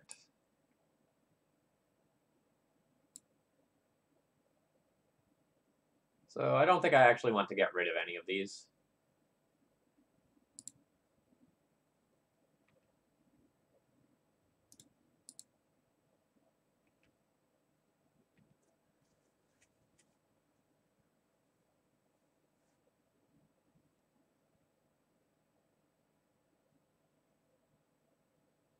So I guess I can just cast Brainstorm because just casting Brainstorm is lethal.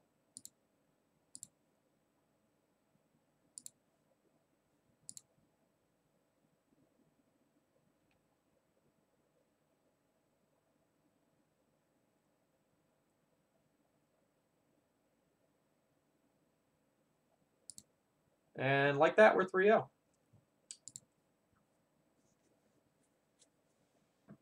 I've personally never liked Blue-White Delver because it's a deck that works against itself a little bit. Like, you have these aggressive creatures like Delver, and then Swords to Plowshares that gains your opponent life. You have these tempo cards like Daze, and then Jace the Mind Sculptor that wants you to have 4 mana.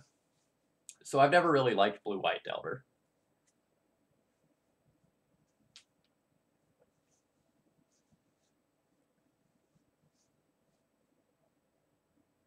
Stoneblade is a deck that, in my mind, has always seemed pretty solid.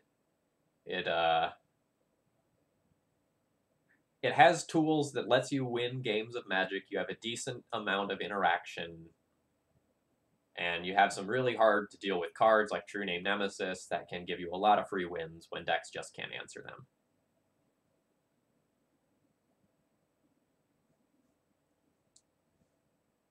Yeah, like Swords to Plowshares plus Delver, that's not the end of the world, right? That's one more attack. But like the Daze and Jace hands, especially if you have like multiple Dazes, like those Jaces are just never hitting play. And that just has not felt viable to me.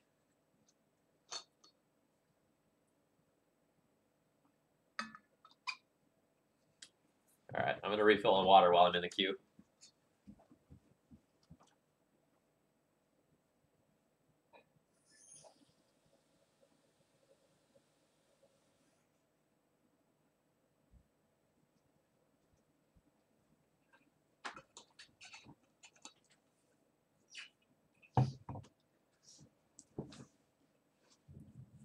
Yeah. So a little bit of anti-synergy is okay. Like sometimes you have some cards that don't work together, and that's fine.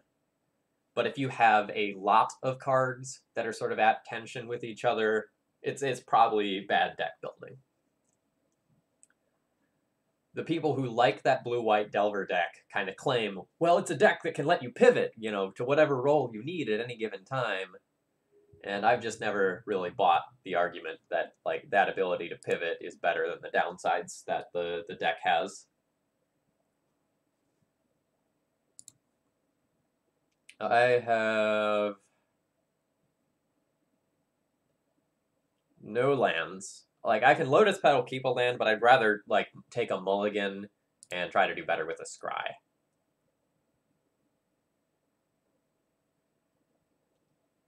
This is a turn 1 Mentor. This is fine.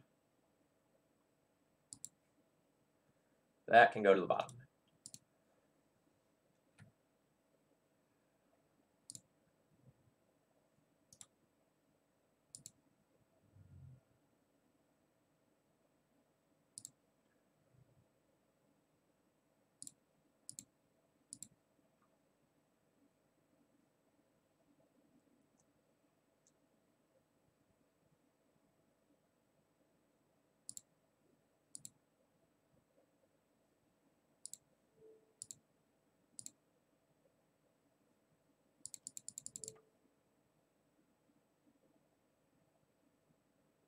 I will save the Dark Ritual for later. If I happen to draw Buried Alive, I would just love to Buried Alive and just, like, have that looming over the course of this game.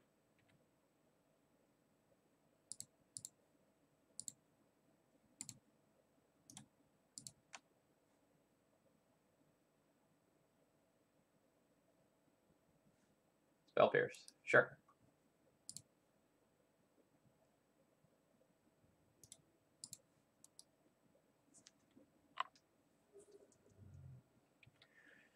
So we could be playing against some sort of Delver deck.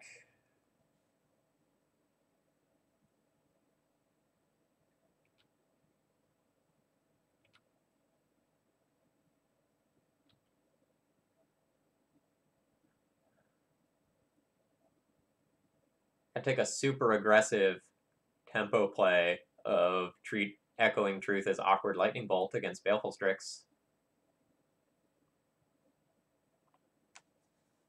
But I don't think I'm there.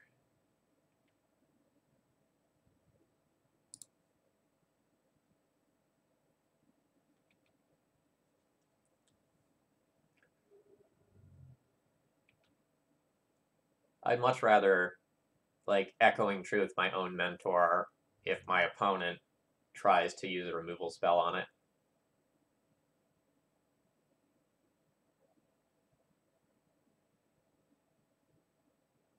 Like that.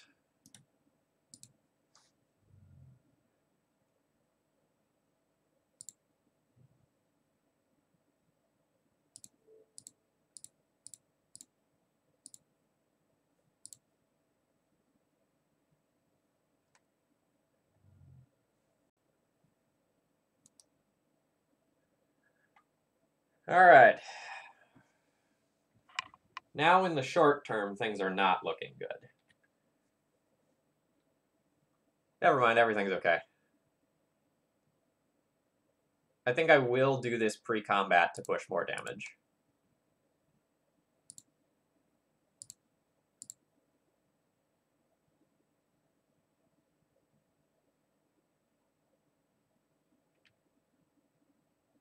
I don't really know why that's a good time to brainstorm.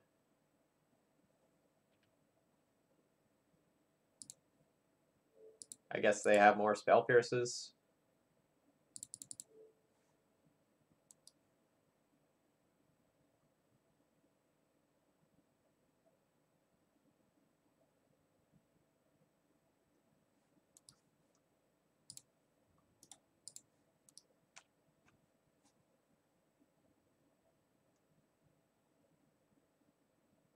It's really unfortunate if they have another Fatal Push. And they don't. Great.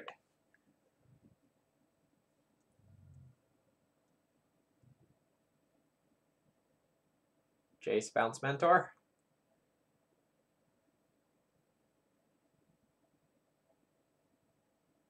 Snapcaster. Target Fatal Push. Fatal Push Mentor. Unfortunate.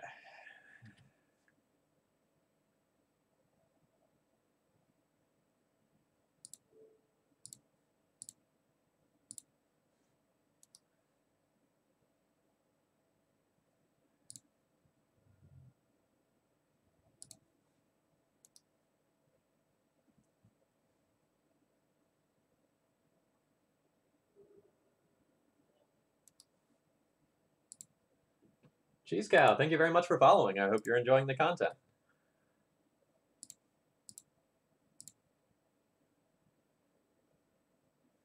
I think we're past the point where I want Dark Ritual. I will take another Preordain.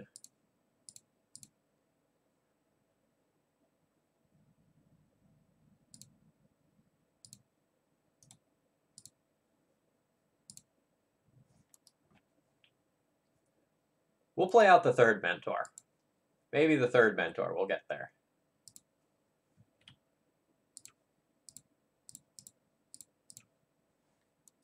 Probably not. Like, my opponent has Force in their hand.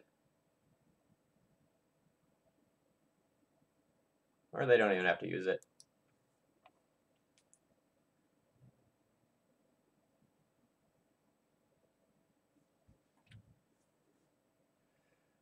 Opponent potentially going to get super punished for not wastelanding.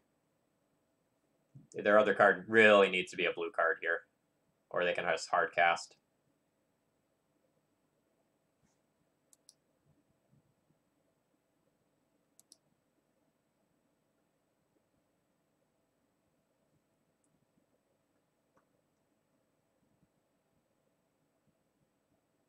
Don't like the sequencing here. I'm going to save this.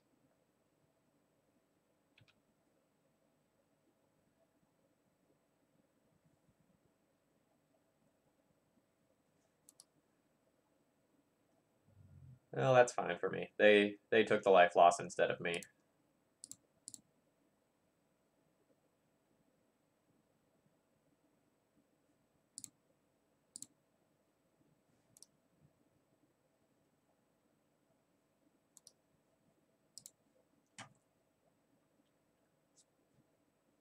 Maybe I was supposed to hold the Buried Alive and try to look for discard, but I thought it was pretty unlikely that I'd get, like, 4 mana plus Buried Alive plus discard safely.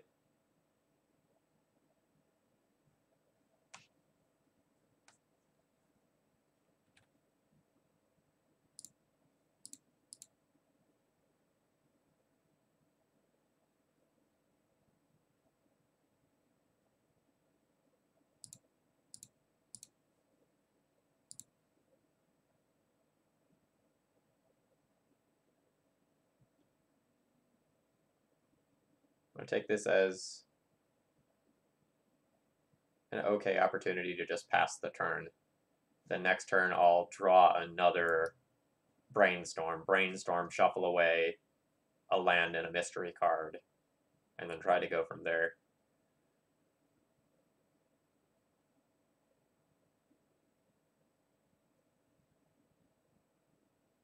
Alright. So opponent returns Snapcaster. Personally, I might have just, like, ticked that Liliana. I guess the zombies close games slower than the Phoenix, and they'll just, like, die if I get Phoenix.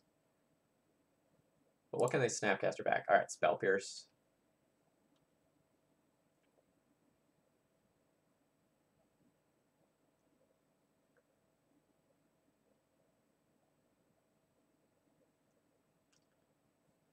So I probably need to play a bad Brainstorm this turn.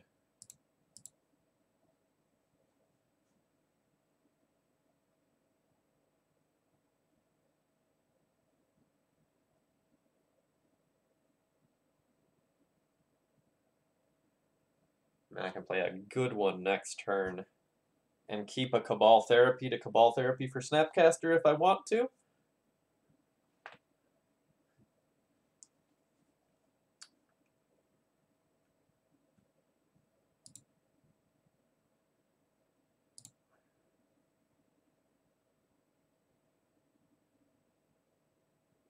So next turn, let's start with Cobol Therapy for Brainstorm.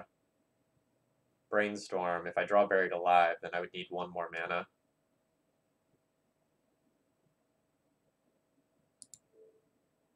So maybe I'm supposed to cast this one now in order to alleviate some future problems. And just force my opponent to Snapcaster Spell Pierce this.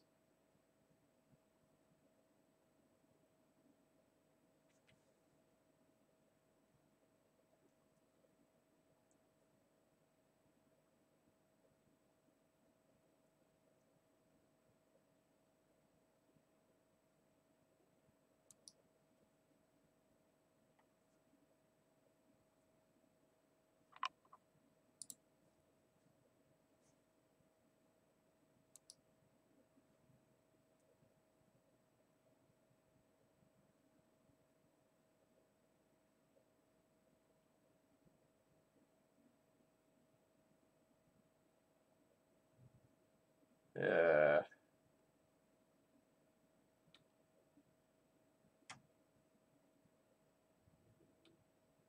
Wasteland every turn for the rest of the game is pretty damning.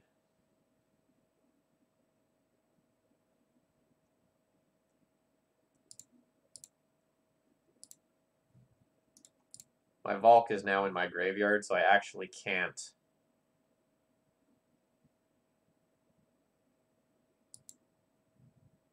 ever hardcast the Phoenixes.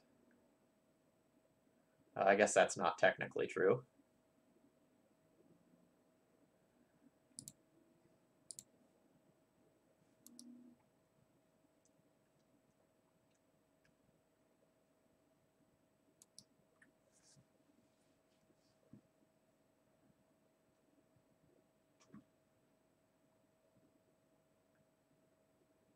I think this one has slipped away fully now. I don't think I can win this one.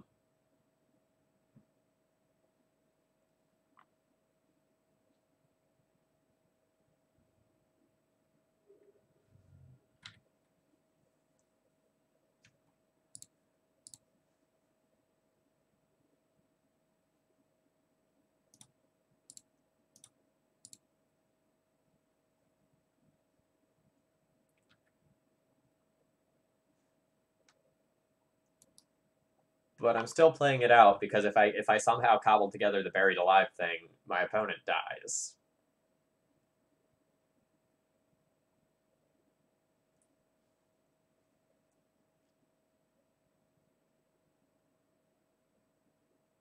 I think getting that many instant sorceries to happen is going to be hard. But for example, Dark Ritual plus Buried Alive as my next two draws would do it. Okay. Okay. This is probably the safe concession point. I now lack the critical mass of cards in order to do anything.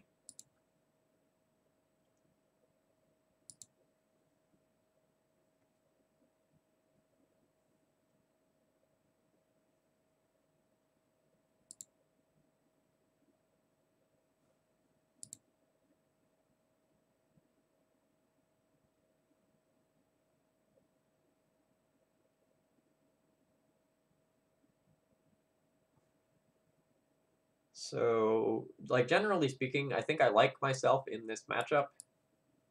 I probably won't board very much. I think I'll probably just board Flusters. And, like, trim a Buried Alive and maybe the Echoing Truth.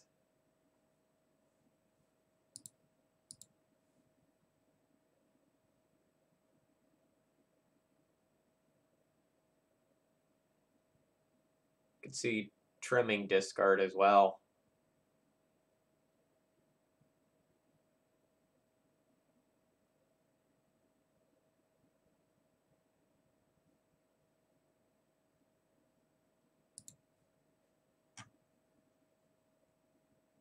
I think it was probably somewhat of a rarity that our opponent can actually answer triple Mentor. So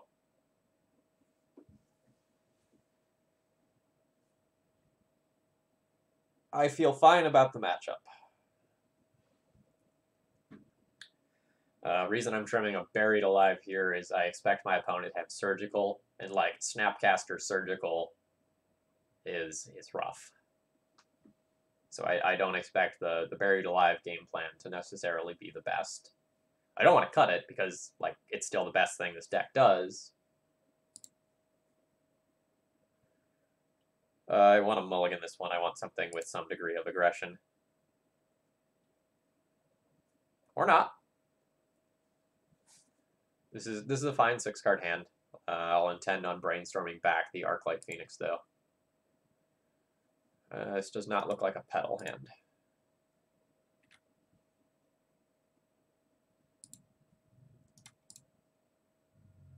So I know my opponent is playing Wasteland, but I'm going to ignore that this game. I'm already on a mulligan, and I don't have the opportunity to fetch like 2 on-color basics here.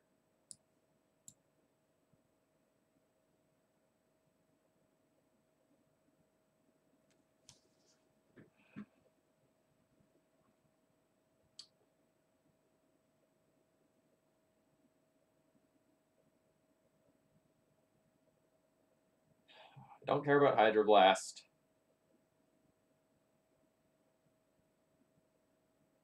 Surgical would shut off my Buried Alive plan, theoretically.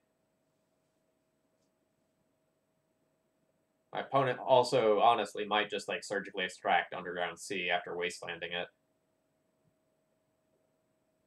But if I leave them with Thoughtseize, they just take one of my cantrips. I can't leave them with both Thoughtseize and Surgical, or Arclight goes.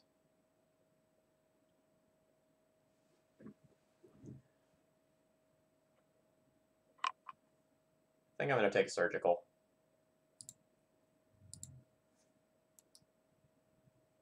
If they draw Snapcaster, it's a little bit of a beating. Am I excited about anything from the new set? Yeah, the Salamander Drake. That card's really cool. I think that might see a little bit of play somewhere.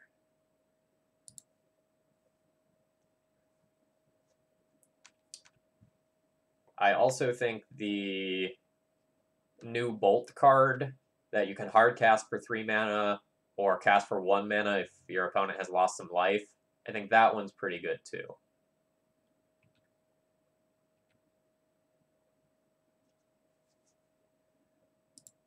Don't think Lavinia is particularly good.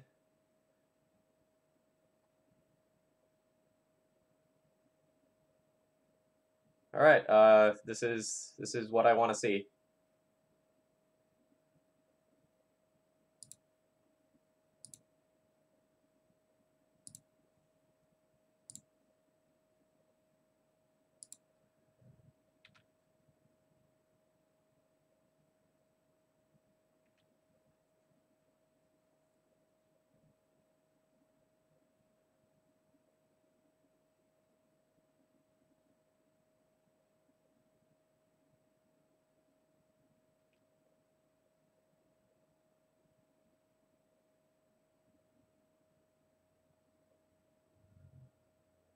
I mean, I don't really think Lavinia is particularly legacy playable, if we're being honest here. So I don't think I am going to get to safely cast, like, Buried Alive plus 2 other spells in the same turn. So I think I just want to cast Buried Alive this turn while it's still in my hand to play around him.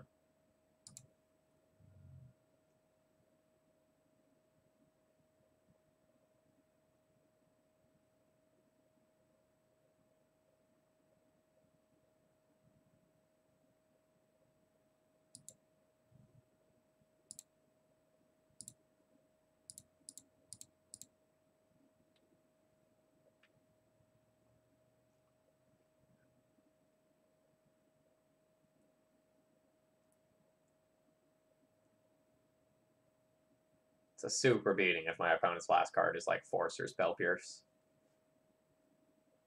Also Snapcaster Mage, because then on their turn they just Snapcaster Surgical to Phoenixes. And I've lost this one.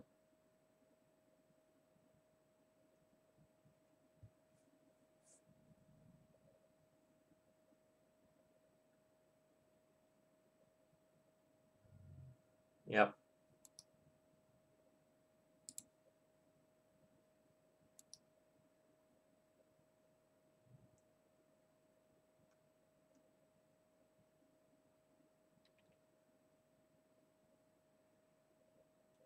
I am going to play this out. That way, if I draw a fetch land, I can just, like, cast the Phoenix.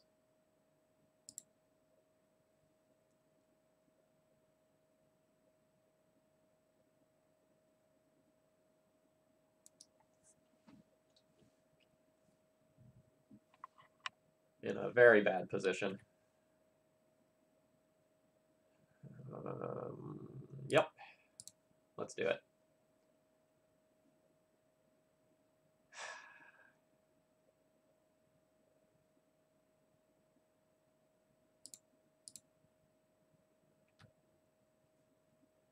All right, well, hopefully my opponent just, like, taps out for Chase and I get to get them.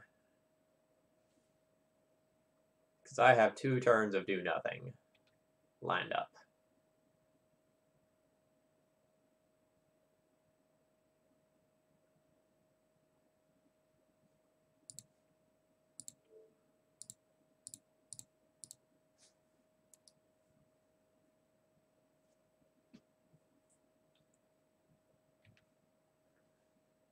I'm not even going to play this out. I'm just going to hold this.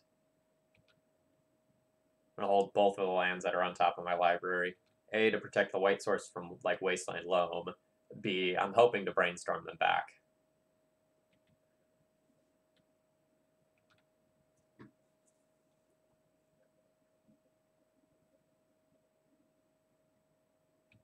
Hopefully my opponent thinks I'm just, like, building up a critical density of cards to do something, and that I'm not just drawing dead. They probably think I'm drawing dead, though. I brainstormed and that didn't do anything for 2 turns.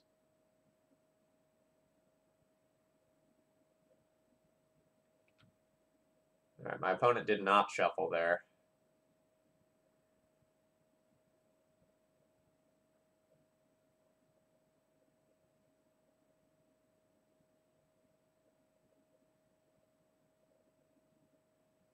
Unsure if I want to cast Buried Alive or not. I can't play it around Spell Pierce or Flusterstorm. Maybe now I play a land so that I can cast Buried Alive. Plus have Spell Pierce protection up next turn. And if I draw a cantrip, I could potentially go like cantrip, cantrip, Buried Alive. And have the combo.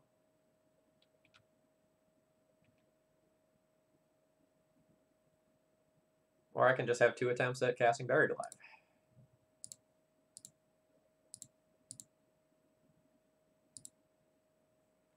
I don't expect this to work, like, one way or another.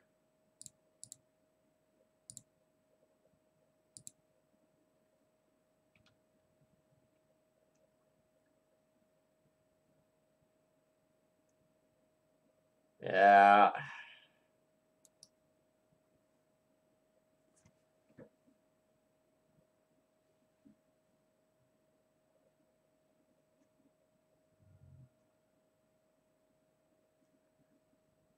Ripping the 1 out of my hand is just insult to injury.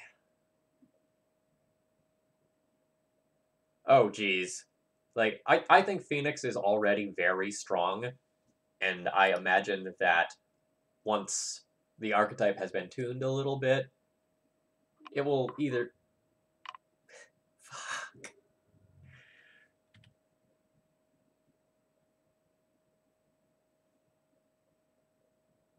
So I can win by playing a Monastery Mentor and beating my opponent to death with a 1/1 Prowess creature. That's my life. I will concede to another piece of pressure. I'm not willing to concede to just Snapcaster.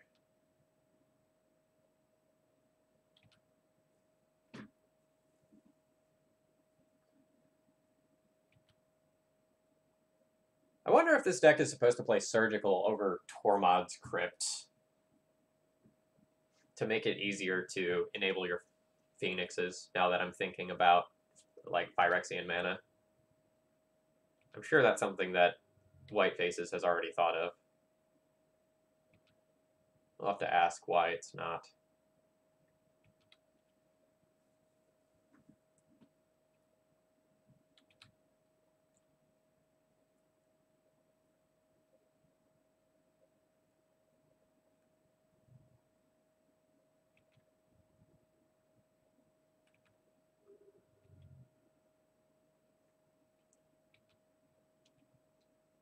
My Kingdom for a cantrip.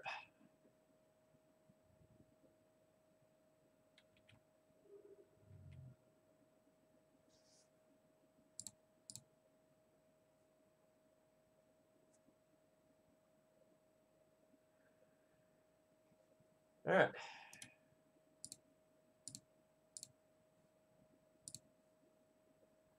So, if I Thoughtseize and try to protect this Mentor, I cost myself 2 life, and then the Snapcaster just kills me sooner.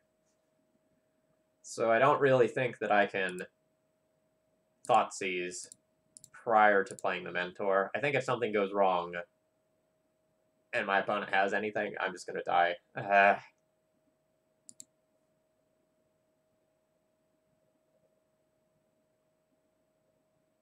So, like, I can either, like, play Mentor and have Lotus Petal Thoughtseize, or I can Thoughtseize first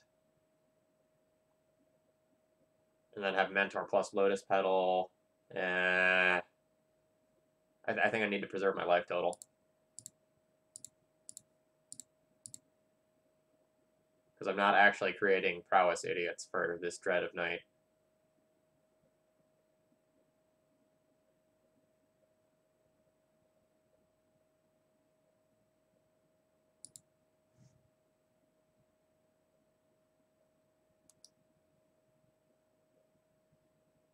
I need to try to do 12 damage in 3 turns.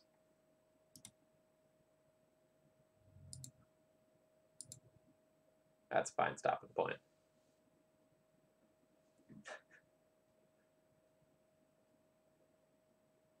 Yeah, I agree. Arclight Phoenix was not a card that was designed with legacy play in mind.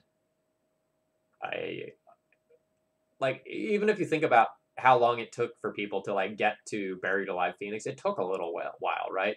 So like idea 1 was just like all in mono red, like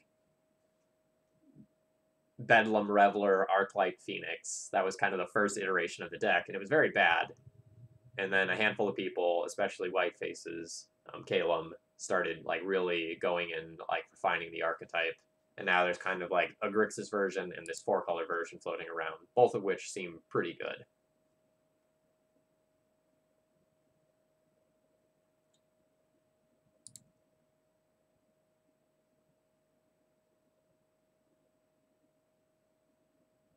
Did I play against this person earlier this league?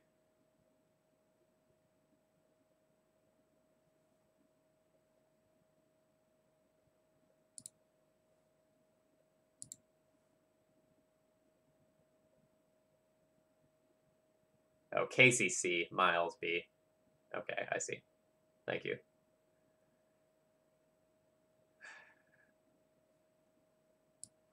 So my opponent's mulliganed, and I have the greatest discard hand in the world.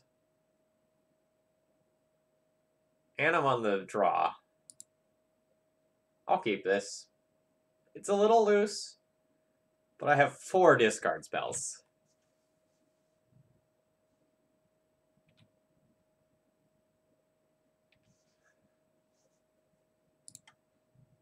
Alright, no Wasteland one-time dealer.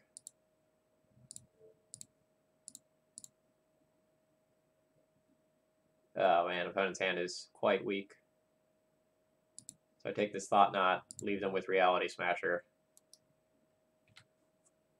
Take that next turn with Cobol Therapy. Hopefully draw a land and Preordain as well.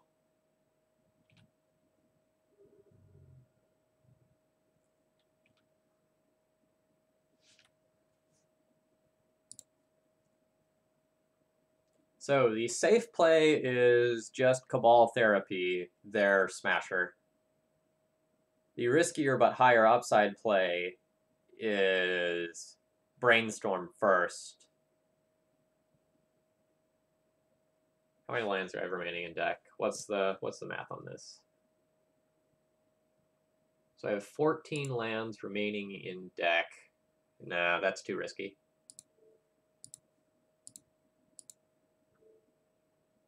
I can't like risk taking 10.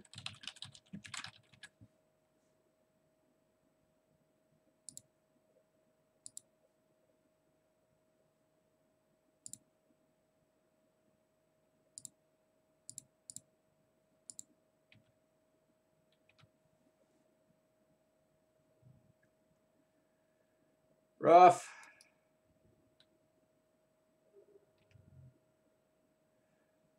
All right.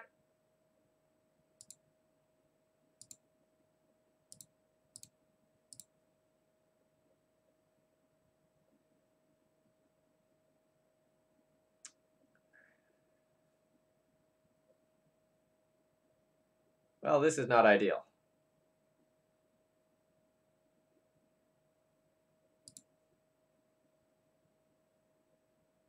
So we would have hit mana with the Brainstorm, but not land. We'd kind of still be in this same boat.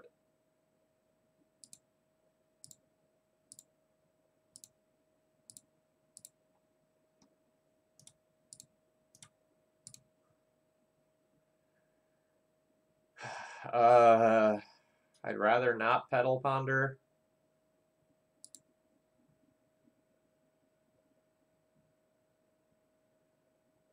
But it's probably necessary. Scrubland is not what I want. Alright. Stumbled super hard here. So now, more or less I don't like playing the wastes when I know about 2 other lands in their hand.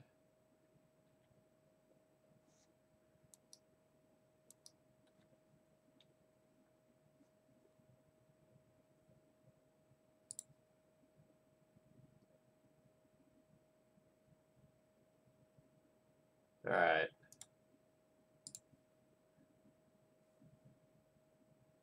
So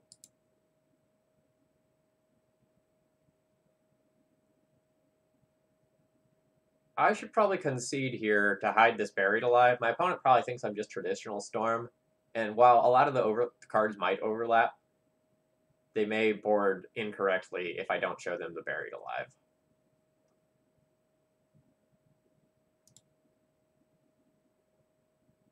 Like I'm just gonna be dead next turn, and I can't kill them even with Phoenixes. So I'm gonna go ahead and concede here. So like they would have thought nutted, they would have taken my Buried Alive. And like even if I draw a land, I'm just not doing anything.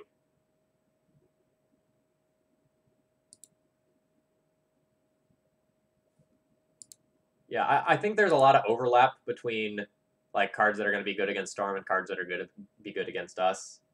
So I'm probably not gaining a lot, but it's probably enough to still do. So I'm probably going to want things that answer Chalice and these Swords to Plowshares. I'm probably not going to want all this discard.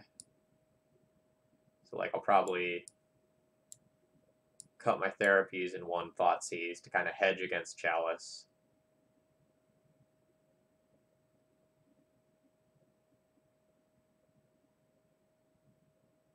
I also probably want to bring in basic planes since I'm boarding in so many white cards.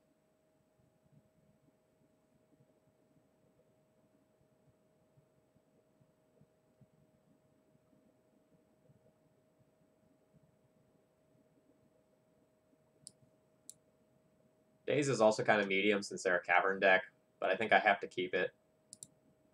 I think it's better than Thoughtseize by a little bit. The surprise factor, plus potentially enabling the Phoenix returns,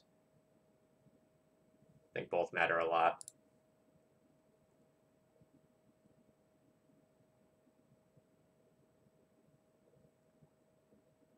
So this is like a fair mentor hand, where I'll just like Ponder turn 1, Swords to Plowshares turn 2, and maybe Ponder as well, and then cast a Mentor, and hope to get there with that. I think this is okay.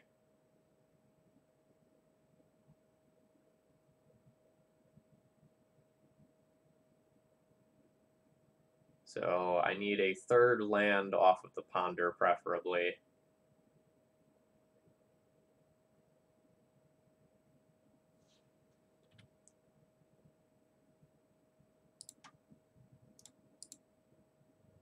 I will get basics here.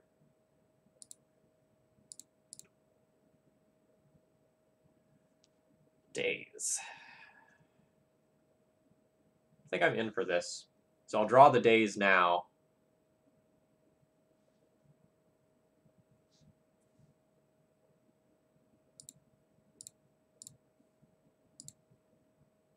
Then I can answer a turn 1 Chalice.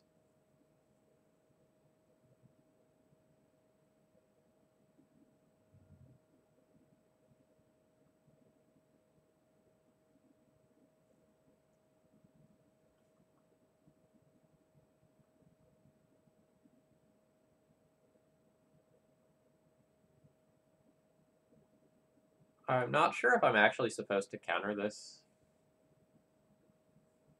I feel like the answer is yes, but that it's close.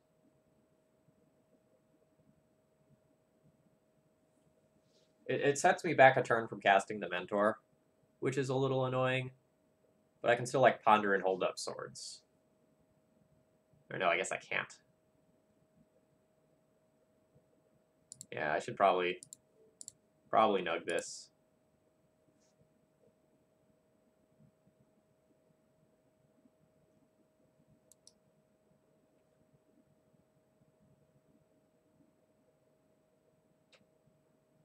So I know the top card of my library is just a land, which I don't really want.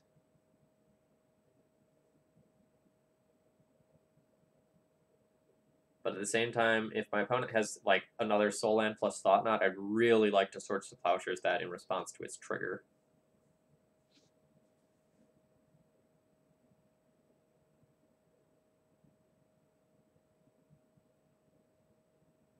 So keeping that in mind, I'm going to Plains and pass.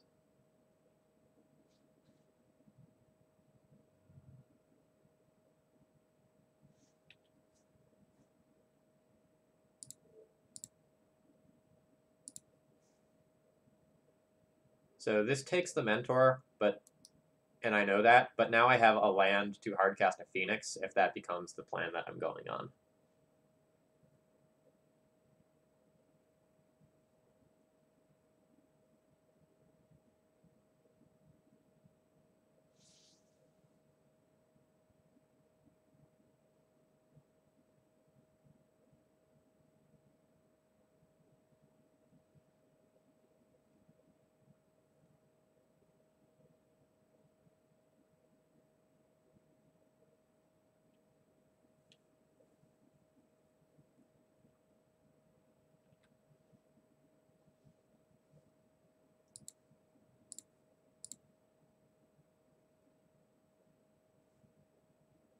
Alright, am I on the Buried Alive plan?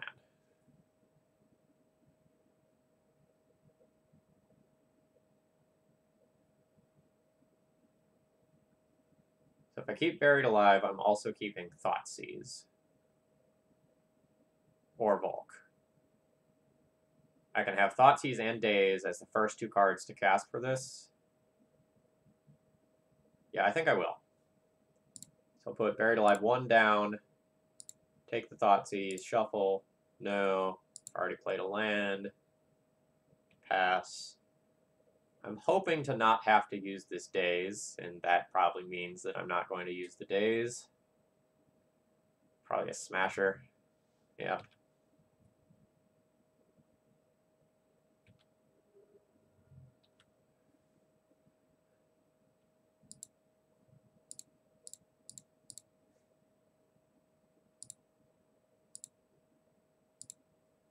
The margins are going to be very tight on this one, if I can get there at all.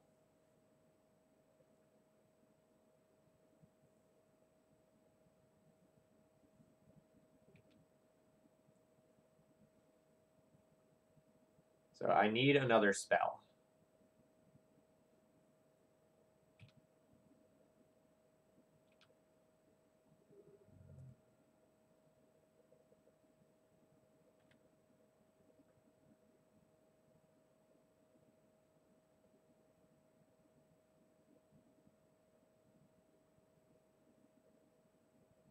So I can Echoing Truth one of their creatures, cast Thoughtseize, daze my own Thoughtseize.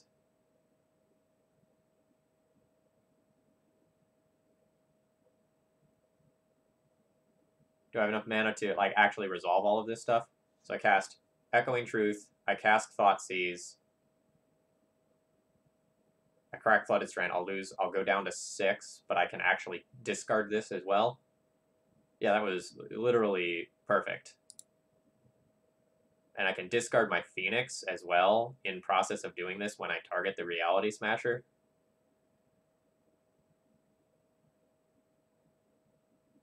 Oh boy.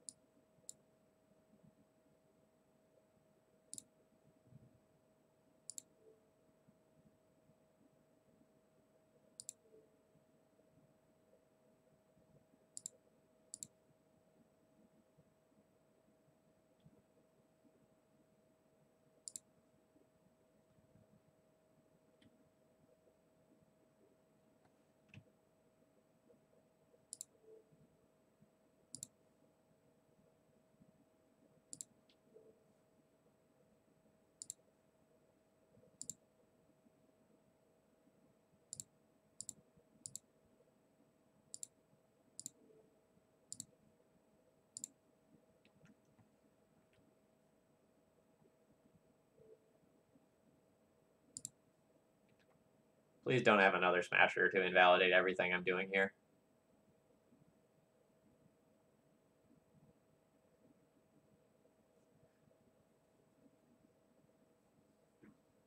Actually, I guess I can play around Smasher by just leaving back one Phoenix to block the Matter Reshaper, and then only take 5, going down to 2.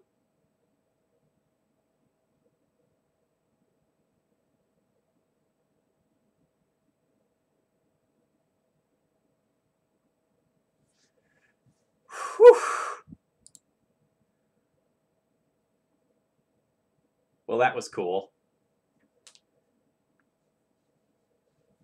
Would have gotten 9 hasty damage, leaving back a blocker, or 12 hasty damage, not leaving back a blocker. That was great. That's why I'm playing this deck, is to do degenerate things like that.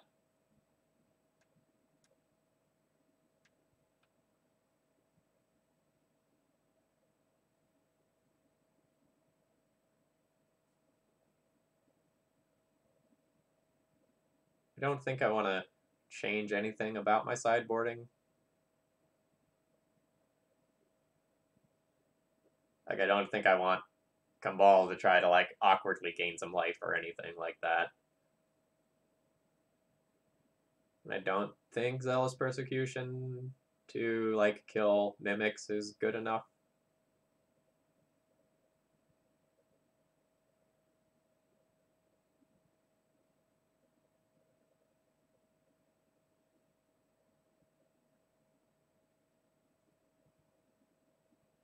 Yeah, this is fine.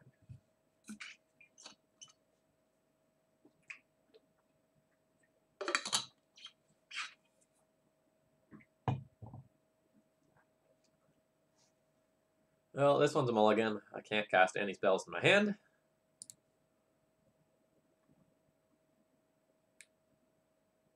Well, I'm going to keep this one.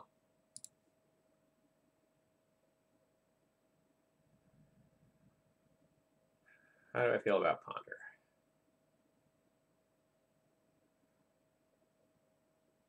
I feel like the first Ponder is going to get me a land, so I can cast Buried Alive on turn 2. Ponder's okay, but if my opponent leads on, like, Chalice or Thorn, then I really don't want this, and I want a natural second land. So, accordingly, I'm going to go ahead and bottom that. Fuck.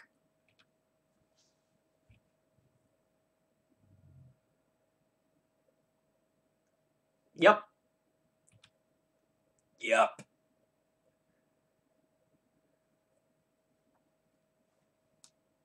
So, what do I have the luxury of playing around this game?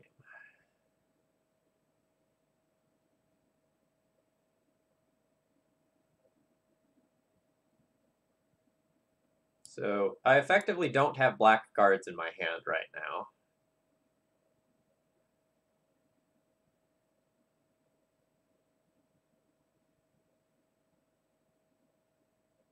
I think I'm just going to Flooded Strand and pass. But my opponent has, like, a Thought-Knot Seer and just, like, takes this Lotus Petal. I might not be able to cast anything ever.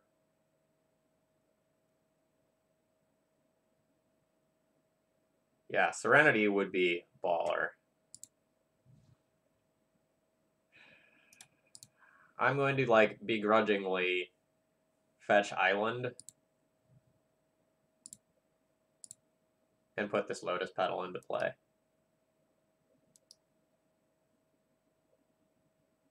Like, the Lotus Petal can cast Swords to Plowshares if I'm desperate enough. But I think if I don't go and cast a cantrip next turn, I might be in really bad shape.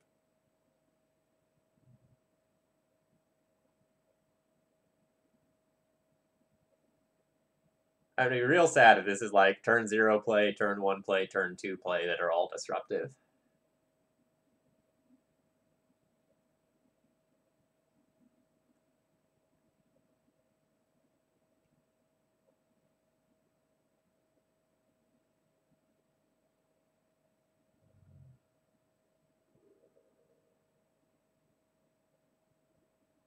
Wonder if my opponent's running into some interaction with their Thorn where they actually can't cast a card that they have in hand.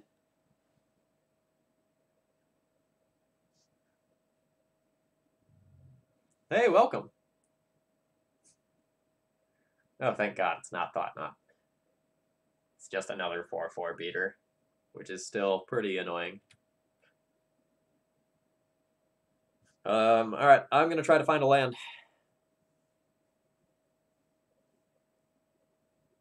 I will probably lose if I miss this turn.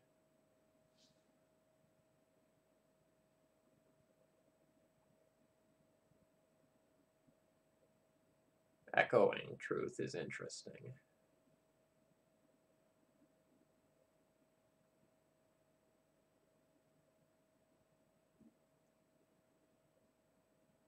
But I don't think amazing. So I'll leave Echoing Truth on top, but I don't think I'm going to play it. Like, if I Echoing Truth the Leyline, I still can't, like, cast 3 spells reasonably to, like, through the Thorn. And if I bounce the Thorn, like, how is that good enough to win the game?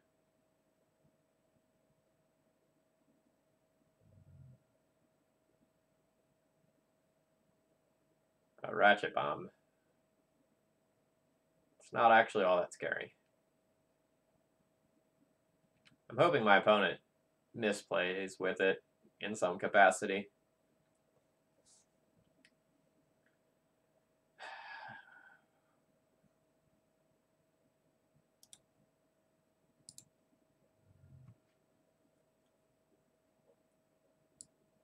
I'm going to get Tundra with this one. I could get Swamp, but then I'd also need to dig to find a white fetch, of which I think there's only 3 left in the deck right now to get planes. And I think my ways of winning this involve, like, either casting this Swords to Plowshares to try to stabilize or Mentor.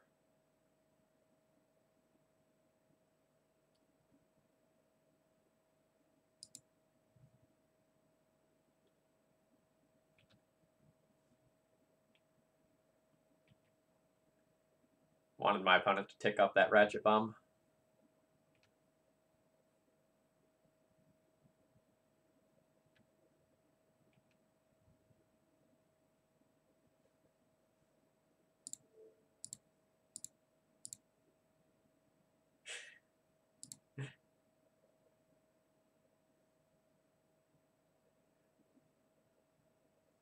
We'll discard. How about a Buried Alive? Normally Arclight Phoenix, but we got that going on right now. Hey Eric, I hope things are going well.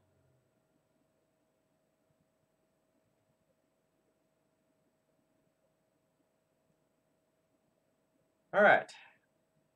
Am I just putting an Arclight Phoenix into play and turning it sideways?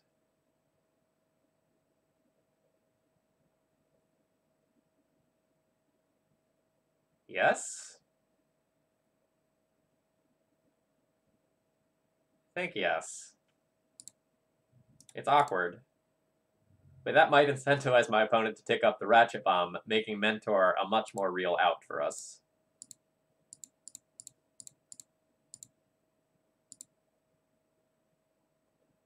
Well, it's awkward because my opponent has a 4/4 and I'm at 9 life, and race is not super favorable right now.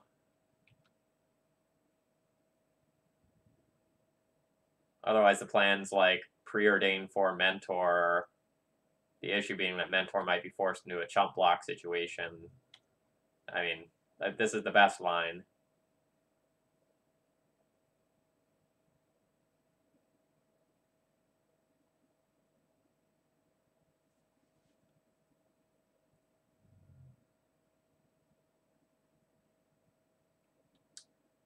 Now I'm Chaliced.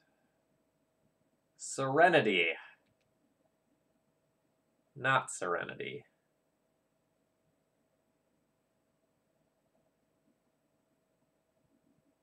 Alright, so what's the world where I win this now?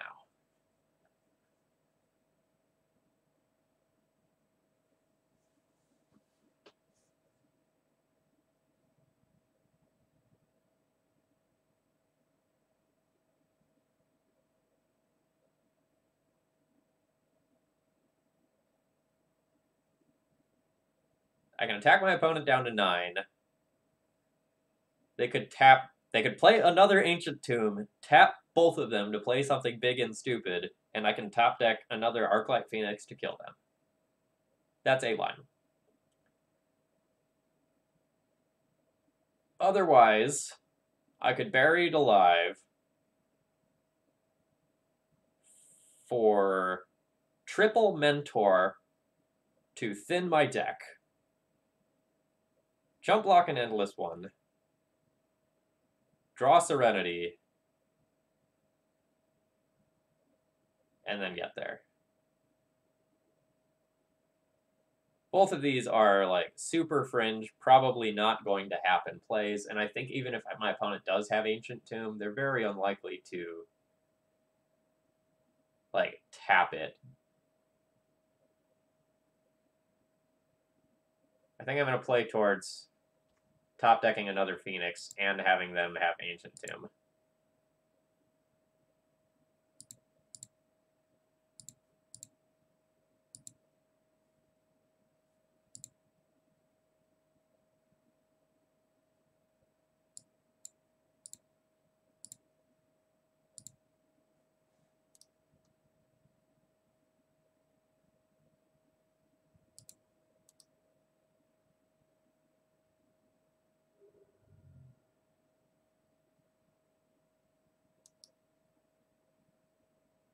Yeah, if my opponent has anything, then the Serenity line goes wrong.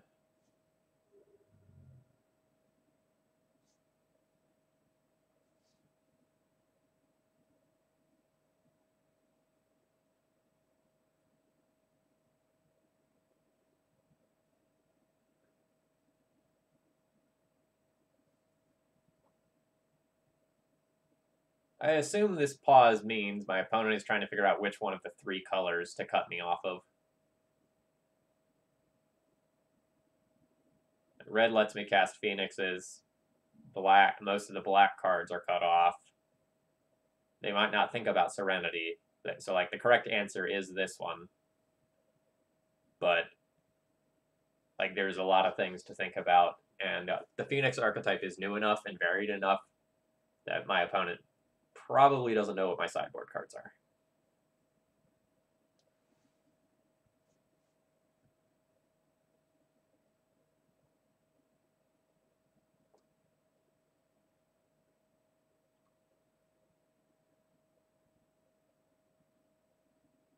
I mean, I'm probably dead no matter what.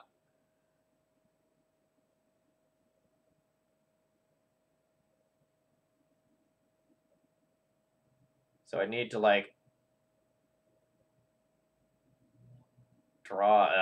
It's a mess. JS Cobby, thank you very much for following. I hope you're enjoying the content. I think there's one too many hate cards on the table here.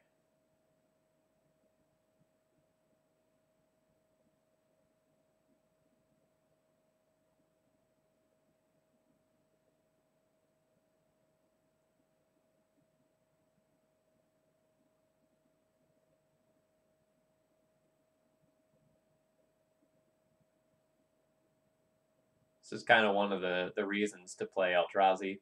When you're playing against these combo decks, you have some really absurd openers where you just like jam relevant cards for the first 3 turns and then beat them to death. Got great disruptive elements and big creatures.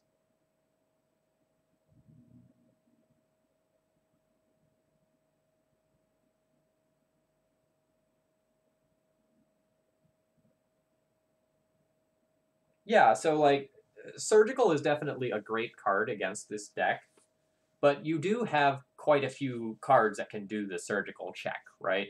So like you have 4 Cobol Therapies, you have 4 Thoughtseizes, you have Dazes of your own. Alright, and they've decided to cut me off of playing more Phoenixes. So now this Arclight Phoenix has to just chump block, and I don't know how I can possibly win from here. I think I'm just 100% dead. Because like even if I draw my one remaining mentor because I surgically extracted the others, or not surgically extracted, buried alive the others out.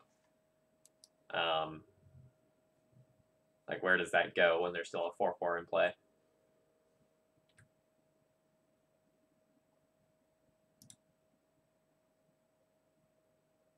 And just to like talk about like the problem with mentor is that like there's this Ratchet bomb for the tokens there as well. Although that would get rid of the Chalice and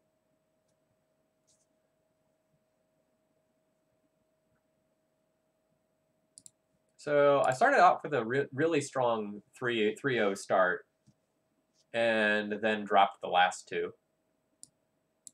That's fine. Like I maybe could have played a little bit better. I definitely made some mistakes. I don't think I sideboarded, you know, optimally. Just kind of that, given that this was my first time playing this deck. But I think all of that's okay. Like this is clearly a very powerful shell. The stability that like the Grixis mana base offers over this might be a little bit more appealing, and just having a few more cards that are lower to the ground other than 3-drops might be important.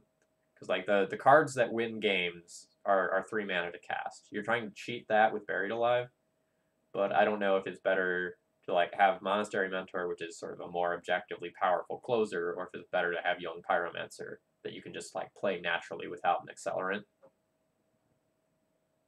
This deck was really fun. It was very interesting. A lot of unusual plays happened. I really liked the like Echoing Truth, your Thought-Knot Seer, discard my Arclight, you know, get all 4 Arclight back. Like there's some really degenerate things that you can do in this shell. I didn't necessarily like turn 1 or turn 2 like Dark Writ, Buried Alive, Cantrip, or something like that to bring them all back quite as often as I thought I would.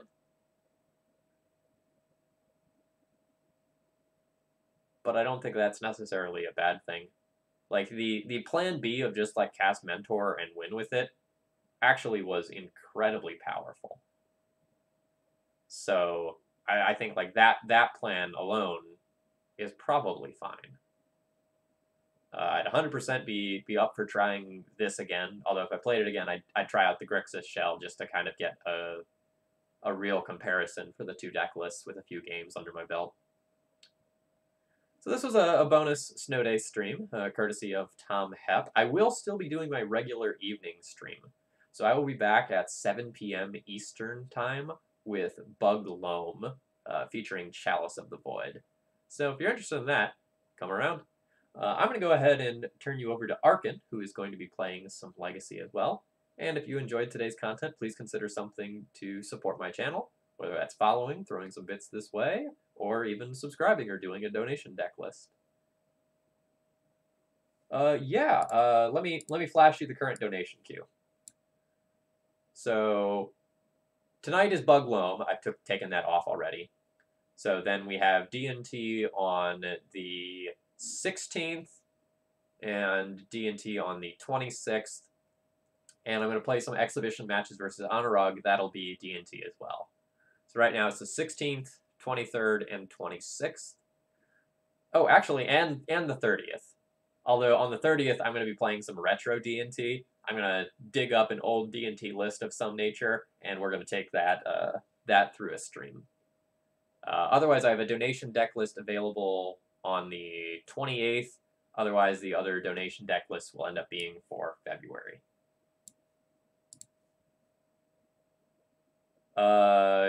It'll be my normal time, Connor, so it'll be 7 p.m. Eastern Time. All right, folks, I'm going to go ahead and turn you over to Arkin. I hope to see many of you later tonight.